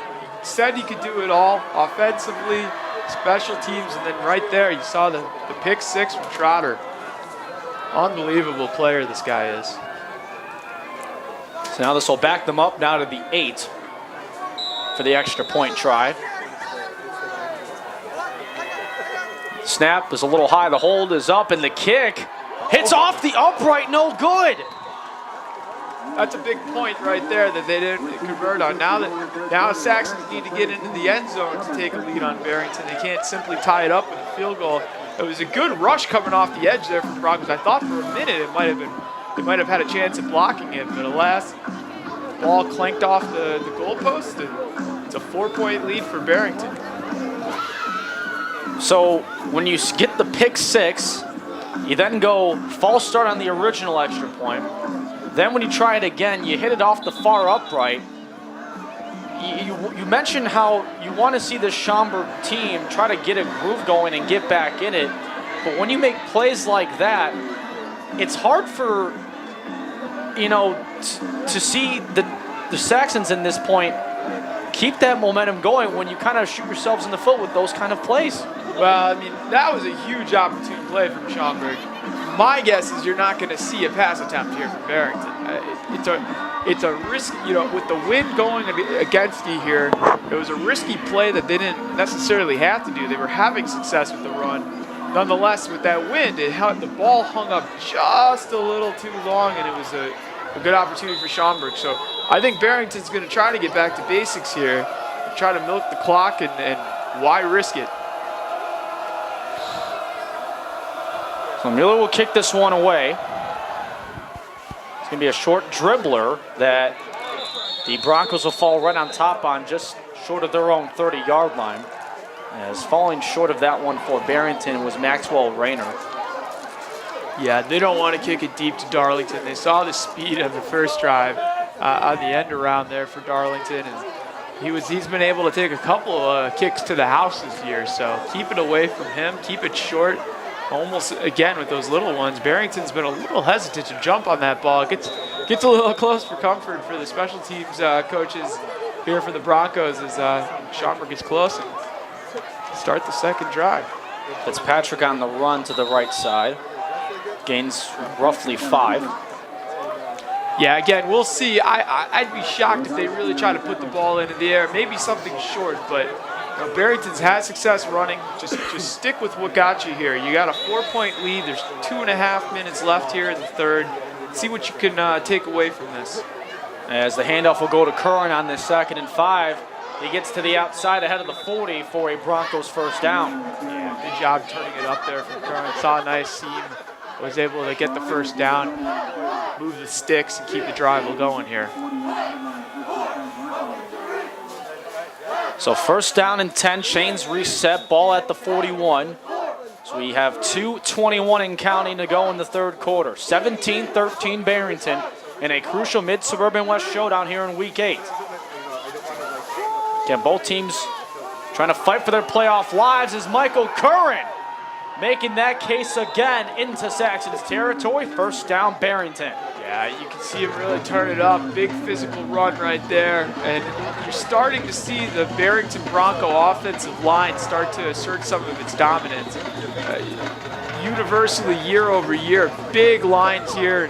As we get closer to the fourth quarter, you can see them start to wear down on the Saxons, albeit a nice tackle there and good play by the defense. Gain of maybe a yard for Curran on the run. Puts him at the Schaumburg 41-yard line.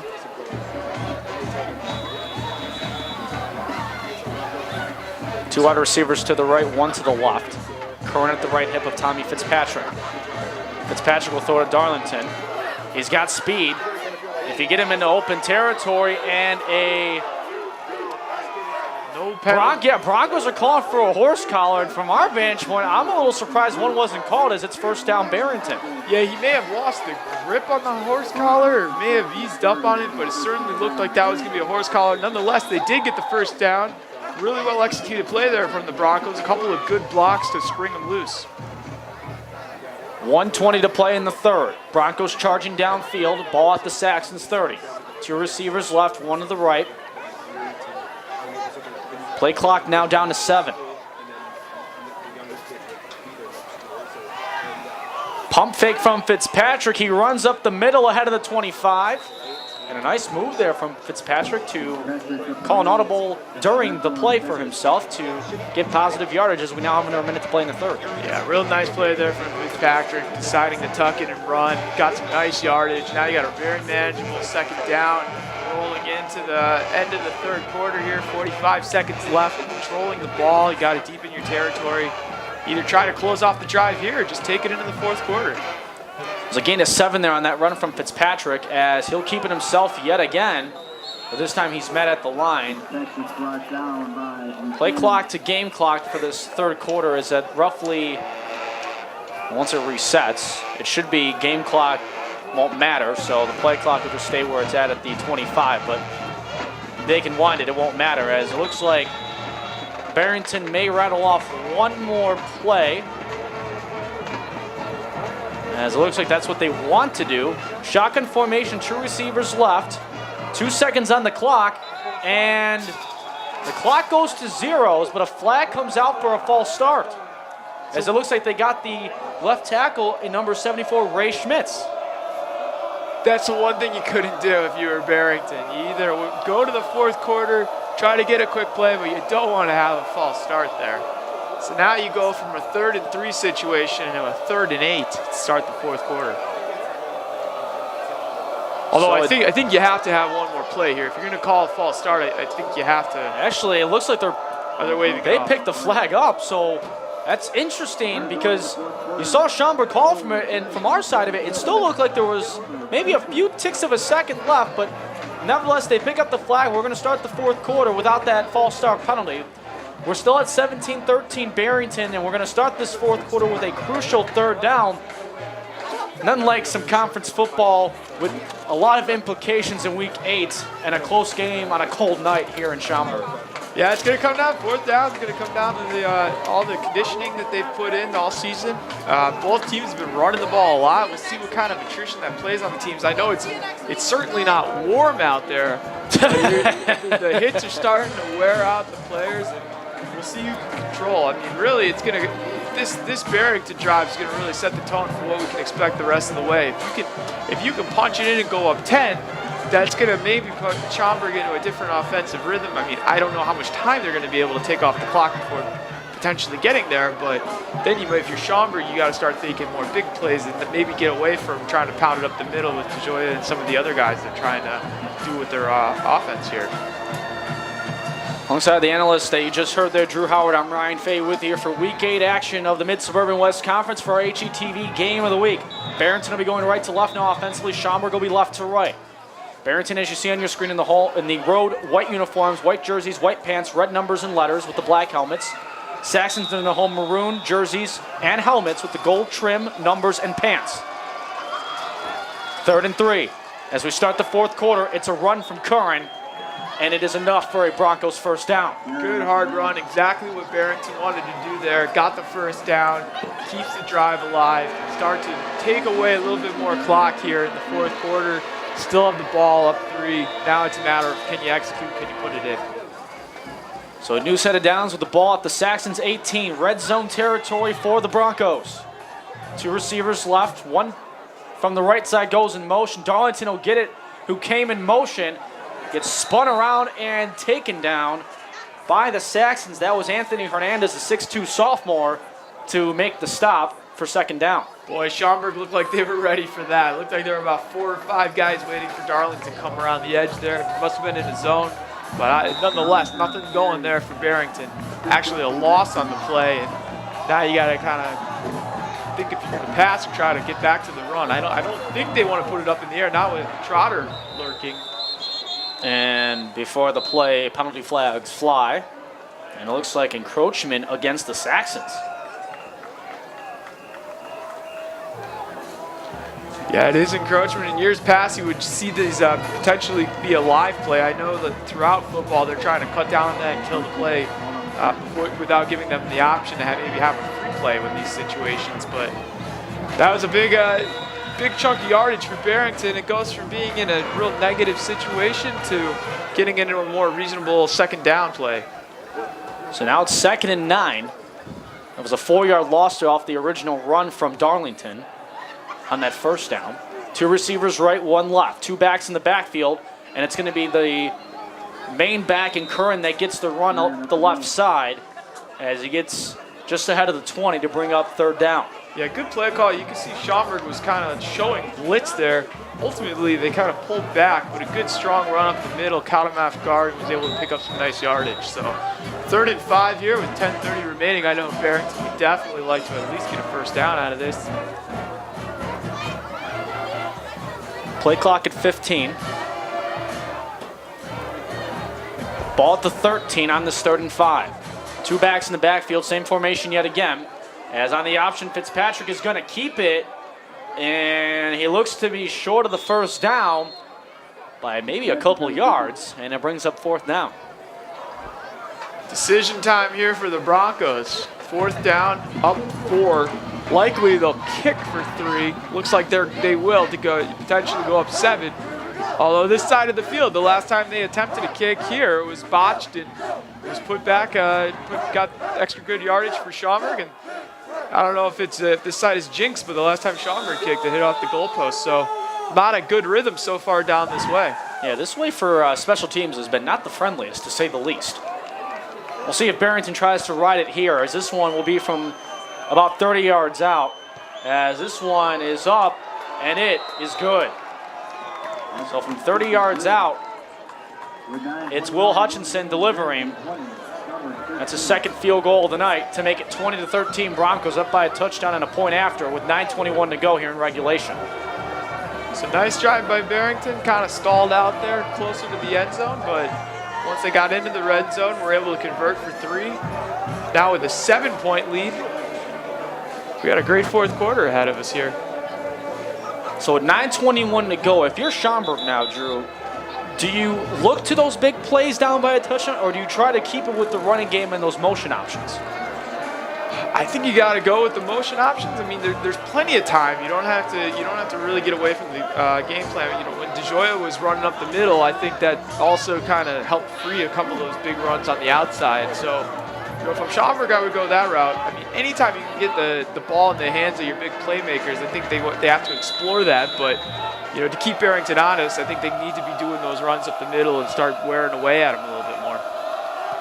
Hutchinson with the kick, and this one Trotter is going to not get again as it goes for a touchback. Again, thanks for joining us for our Week 8 action for HETV's Game of the Week. Alongside Drew Howard, I'm Ryan Fahey. Again, the great work behind the scenes for our camera operations and production. Rick Signorella tagging in for Bruce Anderson here on Week 8. He could not be any more bundled up. Hats, heavy winter jacket, gloves that look like they've seen a few days of usage. He did it the right way. I'm in Adidas shoes and jeans and a pullover. You need it for nights tonight. It's cold. I'm still in that late summer, early fall mentality. This kind of came with me as a harsh reality of, well, the nice weather days are slowly fading. Yeah, we had a good fading week. Quickly.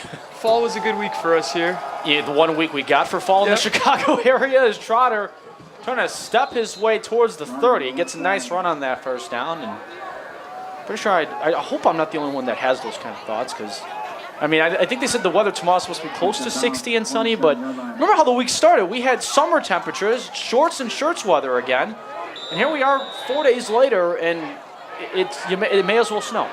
I'm just going to go out and say that right now. As DeJoya on the handoff up the middle doesn't get much out of it for a 3rd down. Yeah, it's a nice setup play. Now you got a 3rd and 1. Probably going to try to do something similar. You don't have to get too fancy here. And they do go right back up the middle, and it should be enough for a first down for the Saxons. It puts them right at the 30. And we'll see if they're going to move the chains. They do. So it will be a new set of downs, as Drew mentioned. 8:50 to go. Clock will run once the ball and chains are set. Plenty of time. Just run your offense. It's been working so far. Just gotta minimize the turnovers, and you're going to be okay. Man in motion, that's Refrano, and DeJoya gets the handoff up the middle for a gain of about 4. Yeah, it looked like they almost got a hand in there for a face mask. You got to be careful if you're Barrington. Some of these penalties have really been hurting you. But a nice drive up the middle. And again, just keep chipping away. Keep chipping away. About 8 minutes remaining. Got all the time in the world. Run your offense. Down by 7, 20-13, 8:10 to go. 2 receivers out right, 1 to the left. DeJoy at the right hip of Ross, who's going to motion to his right. The throw to the right is caught just short of the 40, as that's Luke Jesse, the sophomore, making the catch. Brings up 3rd and short. Really well executed play there by Ross. Nice rollout, crisp pass. Got it into a 3rd and short situation. Last time they were 3rd and short, they went right up the middle, attacked that Barrington D line right up the middle. We'll see if they try to do that again. It's 3rd and 2 from the 39. As we approach 7.5 to play. 2 receivers to the near right, 1 out to the far left. Trotter goes in motion. DeJoy is going to get the handoff, and he is going to be short. A stop there from the Broncos defense, led by number 48 and Jack Connors. Big decision here. It looks like Schaumburg's going to go for it, down 7 with 7 minutes remaining. You got plenty of time. Maybe they try to just draw him offside. They have all 3 timeouts remaining, but we'll see what they do here.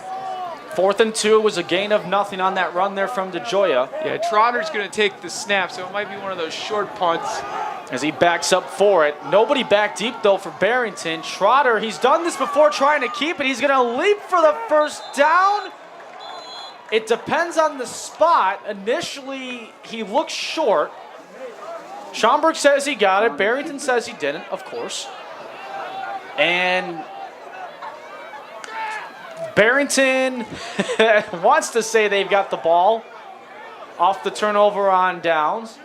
They may use a chain measurement here. Well, at first it didn't look like there was anything there, but you could just tell Trotter went into that play saying if he thinks he can find any seam, he's going for it. And they got the chains right there, and Barrington makes the stop on 4th down off the punt option from Hezzy Trotter, and the Broncos defense stands tall. Yeah, you can't blame Trotter. You know, I really think, you know, with 7 minutes remaining, you only need to get a few yards. He's the best playmaker on the field, or one of at least. And he got close, so I thought he had it. Really made something out of nothing. Just a little bit short. But now the outcome is Barrington gets a short field, up 7 with under 7 minutes to go. So now if you're Barrington, it's just smart plays that take off as much clock as possible, up by a touchdown. Although you would like to have some insurance here coming down the stretch. 2 receivers out right, 1 left, and he comes in motion. Fitzpatrick's going to keep it himself. And Fitzpatrick got a nice hold there towards the end of that play. Gets ahead of the 35 to bring up 2nd down. Yeah, if you're Barrington, it's safe runs, and then it's running clock. Just keep milking the clock. Keep running up the middle. Nothing risky. Don't give Trotter or any of these Saxon defenders a chance to take the ball away and make a big play. Just keep the course, keep grinding, keep pounding. And at the end, if you can get some points on the board, you can really put this thing out of reach if we're able to take off enough clock. And both teams 4-3 overall this season, 1-2 in Mid-Suburban West play. Both teams fighting for that chance to get into the IHSA playoffs as Curran met in the backfield. That was Connor Casamento to bring him down. The senior linebacker makes it 3rd down. Schaumburg knew what was coming there. They well-read play, got him for a loss, and now you have a 3rd and long situation. I still think Barrington's going to continue to run the ball. At the very least, you're running some clock, but get yourself into a position. Maybe you see a short pass, but nothing risky. I don't think you're going to see a big play here. 3rd and 7 from the 37 with 5.5 to go. 2 backs in the backfield, a receiver out to each side.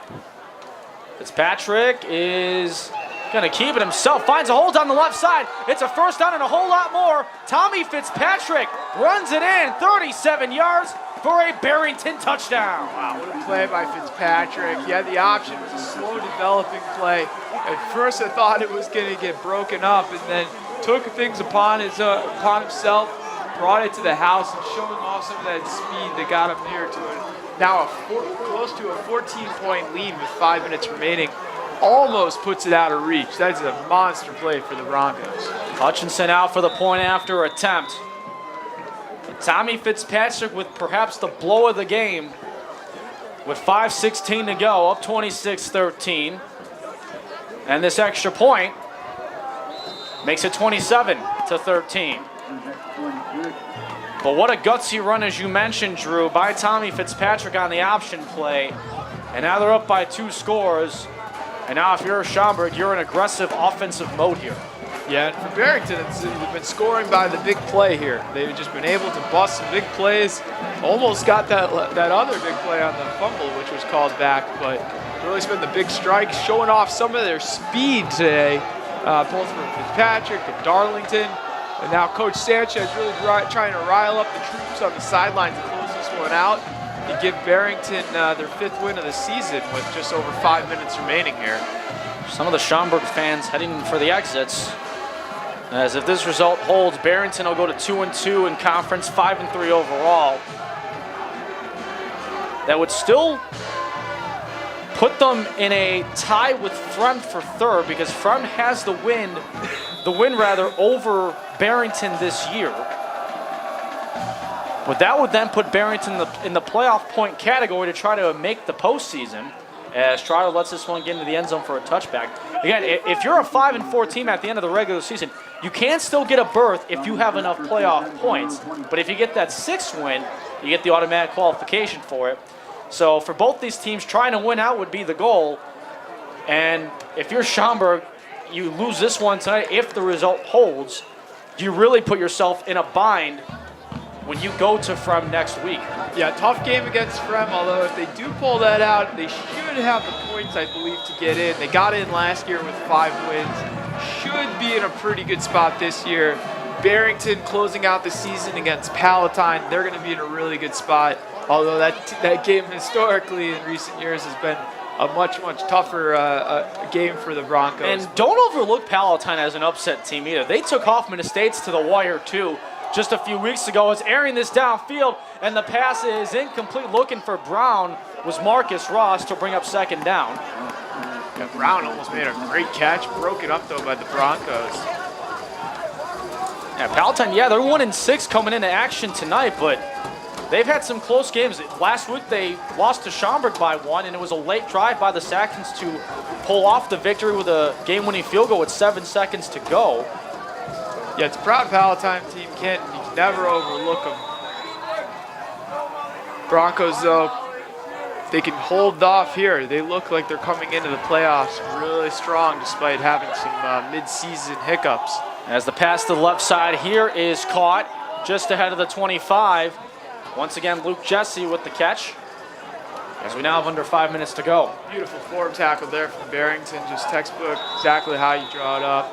Keeps him in bounds, keeps the clock going, under 5 minutes here. And you can tell now Schaumburg's getting a little off their game. Now they're looking for big plays. You get the passing strikes going a little bit more. And if you're Barrington, you really haven't seen much of this, so it might be a good opportunity here for the Saxons. 3rd and 3 off the 7-yard catch, and this one incomplete for Jesse again. Brings up 4th down, and you'd have to figure they're going to go for it here. Yeah, you really don't have much of a choice. I mean, Schaumburg has weapons that can make plays here, but you're really kind of left to have to make something happen here. 4th and 3. Doesn't necessarily have to be a pass, but I would put it in the hands of one of your big playmakers and have them make something happen here. Barrington trying to rile up their fans here that made the cold trip to Schaumburg tonight. 2 receivers to the left, 1 to the right. DeJoya in the backfield with Marcus Ross. On this do-or-die 4th down with 4:34 to go. And a timeout will be called by the Saxons to talk things over. Yeah, Barrington more or less put things away with the stop here. Schaumburg trying to make something happen, trying to extend this game. But they're up against the wall here, and it's been a good effort from the Broncos defense this 2nd half. Let's update you on some scores. Montini has a 27-3 lead at Providence Catholic in the 4th quarter. It's maybe a little bit of an earlier update, but Wheaton-Warrenville South has a 10-6 lead at Glenbard North. That was from the halftime. Nequa Valley leads Matea Valley 34-7 in the 4th. Naperville Central leads 35-14 over Waubonsie Valley in the 3rd. Nimbleville North has a 22-14 lead against Huntley at home. A final at St. Viator. St. Patrick goes on the road and beats them 20-0. In a blowout fashion, Bennett Academy on the road at Marion Catholic, winning 58-0. Look at some other scores relative to our game here tonight. At halftime, Prospect has an 18-13 lead over Wheeling. And in a game that has been the talk of the town for the most part, Rolling Meadows back in the first half had a 24-21 lead. We'll hope to get a more updated one later on. And Conant leads Palatine from the halftime from their game at 35-0. So no close rally there for Palatine at the moment. Fourth down and 3 from the 27. Ross for Trotter, incomplete. That one over his hands, and the Broncos will take over on downs. Tough catch to make there for Trotter, really, or for Schaumburg. I don't know if it was to Trotter, but real quick play there from the Saxons, and now Barrington takes over, and they will try to run some clock here, run out the game clock up 14, all but over. Another game in the West. Fremd at the half had a 17-3 lead on the road at Hoffman Estates. So if that result can hold, it'll put Fremd at a 3-1 spot. They would leapfrog Hoffman Estates in the conference, who's clinched a playoff spot already due to their 6-0 start to the season. And things can get very interesting for Week 9 in the Mid-Suburban West that has been open season, because essentially the conference title on the east side, as Patel gets a gain of maybe a couple. You're settling the score tonight in the east between Rolling Meadows and Hersey. As we mentioned earlier, Rolling Meadows had a field goal lead in the first half. And everybody else is just playing for third in the Mid-Suburban East. Meanwhile, the West, still open season. You've got Conant, Hoffman Estates Hawks, who are losing at the moment. You've got Fremd, who is leading them as well. And then here, Barrington, Schaumburg. And you're going to kind of narrow down by a couple of teams, but it's still open season going into Week 9. And for our side of it, that's the way we like it. Yeah, you know, the West has really kind of lacked that one standout dominant team, but that makes it fun for the fans of the conference and fans for the teams in the conference. And the way it looked as if for the first 5 weeks, it was the Hawks division and no one was going to stop them. And then they ran into a big roadblock last week against these same Barrington Broncos, and their unfortunate misfortunes from that game have sort of bled over to their home turf against Fremd and the Vikings. Yeah, that would be a pretty awesome story for Conant if they were able to pull out the conference. I mean, that's a team that's been in rebuild mode for some time. Could bring in the new coach over the last few years. And Brian Stort's been able to come in and reestablish themselves. And they might win the West this week or next week. Yeah, and you have to give credit to the job that Brian Stort's has done over there. He comes over from a program that he built up in Johnsburg over in the Fox Lake area that led them to some prominent roads to the state title in lower class action. And the criticism he had going into that job at Cones, well, can he compete with these mid-suburban schools in the Chicagoland area? And it wasn't like it that, last year how he was starting to turn things around. But this season, he's really started to get his imprint on the football program at Conant. Yeah, and you see him come in. He's obviously had a huge impact.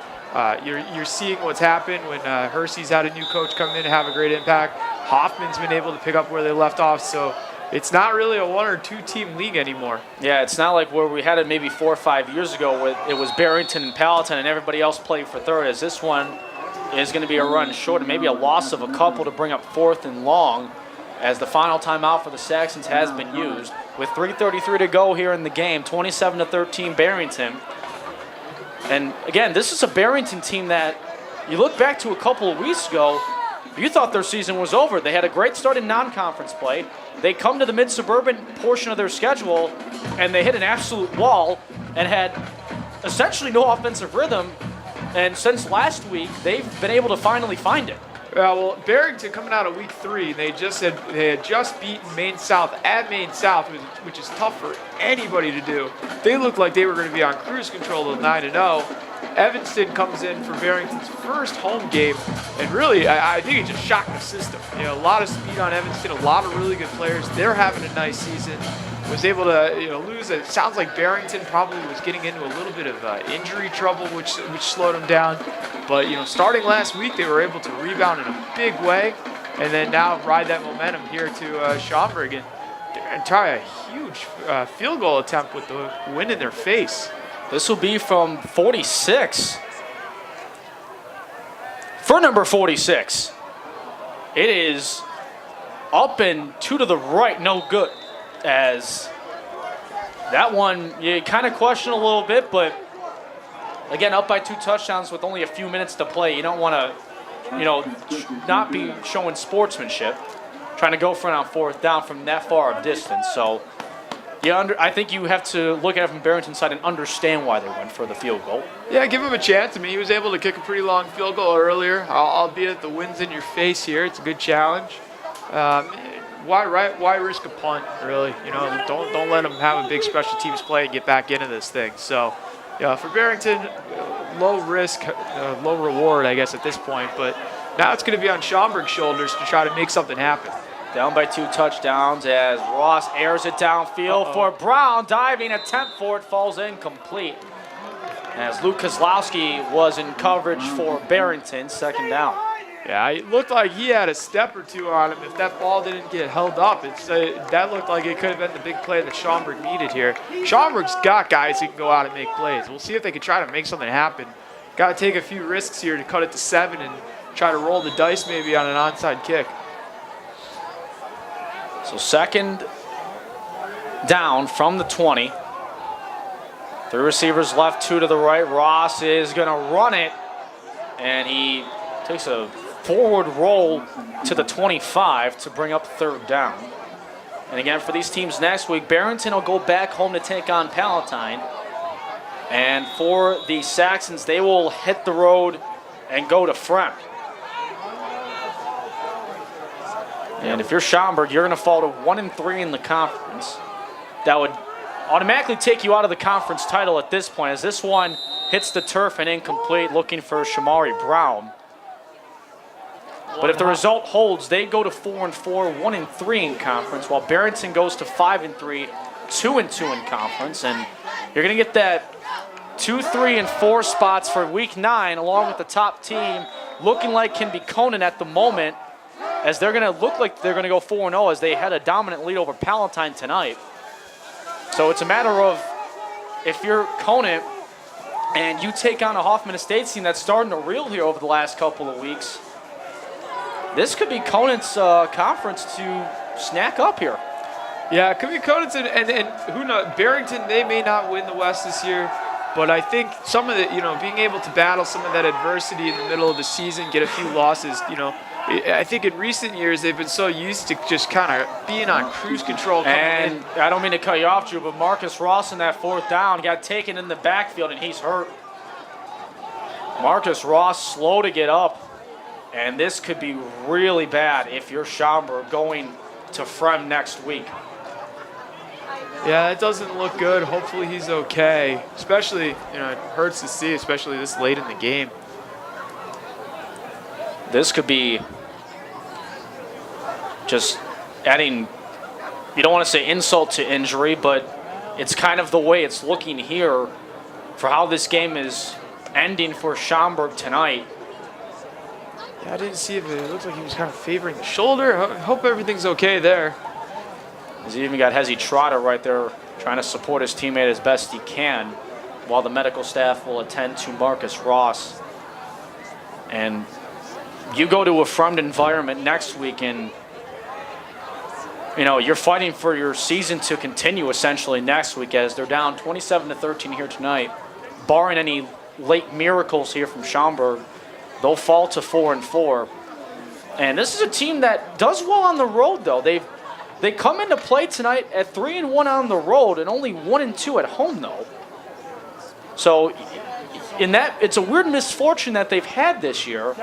But if you can take that road confidence into Fremd next week and pull off a victory on the road, and then hope the playoff points get you enough into the postseason, you'll take it. But you certainly didn't want to put yourselves in that position to have that happen. Well, and hopefully the quarterback here is okay to help them out. I mean, really, it's been the only guy that's taken snaps for them for the better part of the last 2 seasons. Hopefully he gets up here and No, but for Schaumburg, they come in, their backs are going to be against the wall, super motivated. It's going to be very clear you got to win or you're out of the playoff picture. And at that point, they just wait for the Saturday selection show to see if they get enough points to get in. But obviously, big concern here with quarterback Ross still down on the ground. Yeah, he took a big hit from, looked like 3 Barrington linemen as they swarmed in to collapse the pocket. Again, 27-13 our score in favor of Barrington, who appear to be going to 5-3 on the year. And they host Palatine next Friday night. And if they are to win next week against the Pirates, they will clinch that 6th win and they will clinch a playoff spot. And if you look at that selection bracket then that's announced the following Saturday, and you see Barrington in there, regardless of the seeding number, you don't want to face them the way that they've started to get things back together like they did at the start of the year. Yeah, it's one of those teams, and maybe traditionally you would see it in some of the big power conferences where it's just a brutal schedule and one of the better teams in the state to have 3 losses. I mean, it's been a brutal schedule for Barrington. I would say hands down, I think this could be the best 3-loss team. If, again, assuming it goes their way, they would get to 6-3 if you include next week if they're to win at home. This would probably be the best 3-win team that gets to the 8A playoffs. Yeah, I'd have to agree. And as I was saying earlier before the injury, typically Barrington the last few years they've come in, they've had such success during the regular season that they come in almost on cruise control into the playoffs, and then they're playing a motivated 6-3, 7-2 team, and it becomes like this those losses may be able to jar them into some extra confidence, and now they're in playoff mode right now. Coming into the playoffs, maybe they'll have a little bit more success than they've been having in the last couple of seasons. So Ross will walk off on his own power, which is an excellent thing to see. Again, the injuries maybe feel like they sting a little more in this cold weather. Maybe just got the wind knocked out of him, so we wish him nothing but the best. Yeah, he seems, just looking at watching him come off, he seems okay. Maybe he just got rattled. Hopefully nothing serious. Hopefully he's okay for next week. He doesn't look like he's favoring anything as he goes off to the sideline, which in that sense is a good thing. But meanwhile, back to the action now. Broncos back out on offense, and it looks like they'll just run the ball to wind down the final minutes as Curran gets taken down just ahead of the 26-yard line for 2nd down. But again, looking ahead, we've got Schaumburg at from next week. Barrington will host Palatine. You'll have Hoffman Estates at Conan. So those are your West matchups that are going to have every single implication in them for one team or both. So week 9, they said it was open season to start off 2018. It's going to end that way too, and that's what is going to make Friday Night Lights for the end of the regular season next week in the Mid-Suburban West so much fun to enjoy. As on this 2nd down run, Curran with a spin move, staying on his feet for a 1st down, and deeper into red zone territory, the Broncos will go for a 1st down. Yeah, minute 52 remaining, up 14. Likely you could just run the clock here. Schaumburg out of timeouts at this point. See if Barrington just goes into a victory formation and runs clock. They can do it as Schaumburg has no timeouts left. Maybe, and it looks like that is what they're going to do. So, and it looks like they'll have the 3 backs out there, and they'll just need the clock, take it all the way down with the play clock at 5. And what a turnaround for the Broncos here. Things were looking pretty bleak. I think a lot of people couldn't make sense of how do you beat those 3 teams to start the season and then go lose your next 3. And there were some people that were pretty much saying, well, their season's over. Barrington's season was over after they lost at home to Fremd, which is the first time they've been shut out at home in over 10 years. Yeah, up was down, down was up, but then they were able to kind of get back to the norm, pull off a huge win last week, and then this just further building their confidence going into the last game of the season, looking to officially clinch their bid next week at Palatine. And as you said earlier, I wouldn't want to be one of these teams that gets squared up with a 3-loss Barrington in the postseason. No, although Barrington, they can't look over Palatine by any means because Palatine has taken a lot of teams to the final drives and even into overtime. It took a major rally for the Hawks of Hoffman Estates to come back and win their game. Schaumburg beats Palatine because of a missed field goal last week late in the game. So it's not to say that Palatine, yeah, they're 1-6 on paper coming into tonight, but this could have easily been a 2-5 or a 3-4 team with a couple of victories that go their way and a couple of miscues that happen. But the final victory formation down has commenced. Teams will shake hands in midfield, and that'll do it for our contest here tonight as the Barrington Broncos come on the road to defeat the Schaumburg Saxons by the score of 27-13. Drew, your final thoughts on our matchup here tonight? Yeah, I mean, Barrington was able to pull away. Not a lot of punts in this game, a lot of big plays, but a couple of timely turnovers, and for Barrington, just able to put it away. Really were able to stick to their game, but a couple big plays, especially Darlington coming around the edges one. A couple of big rattled off runs by Fitzpatrick, and looked really impressive win here for the Broncos as they look to close out the season in good fashion next week before hopefully making the playoffs. So as we mentioned, Barrington hosts Palatine to conclude the regular season next week. Right now they go to 5-3, 2-2 in the conference, while Schaumburg will fall to 4-4 and 1-3 in conference play.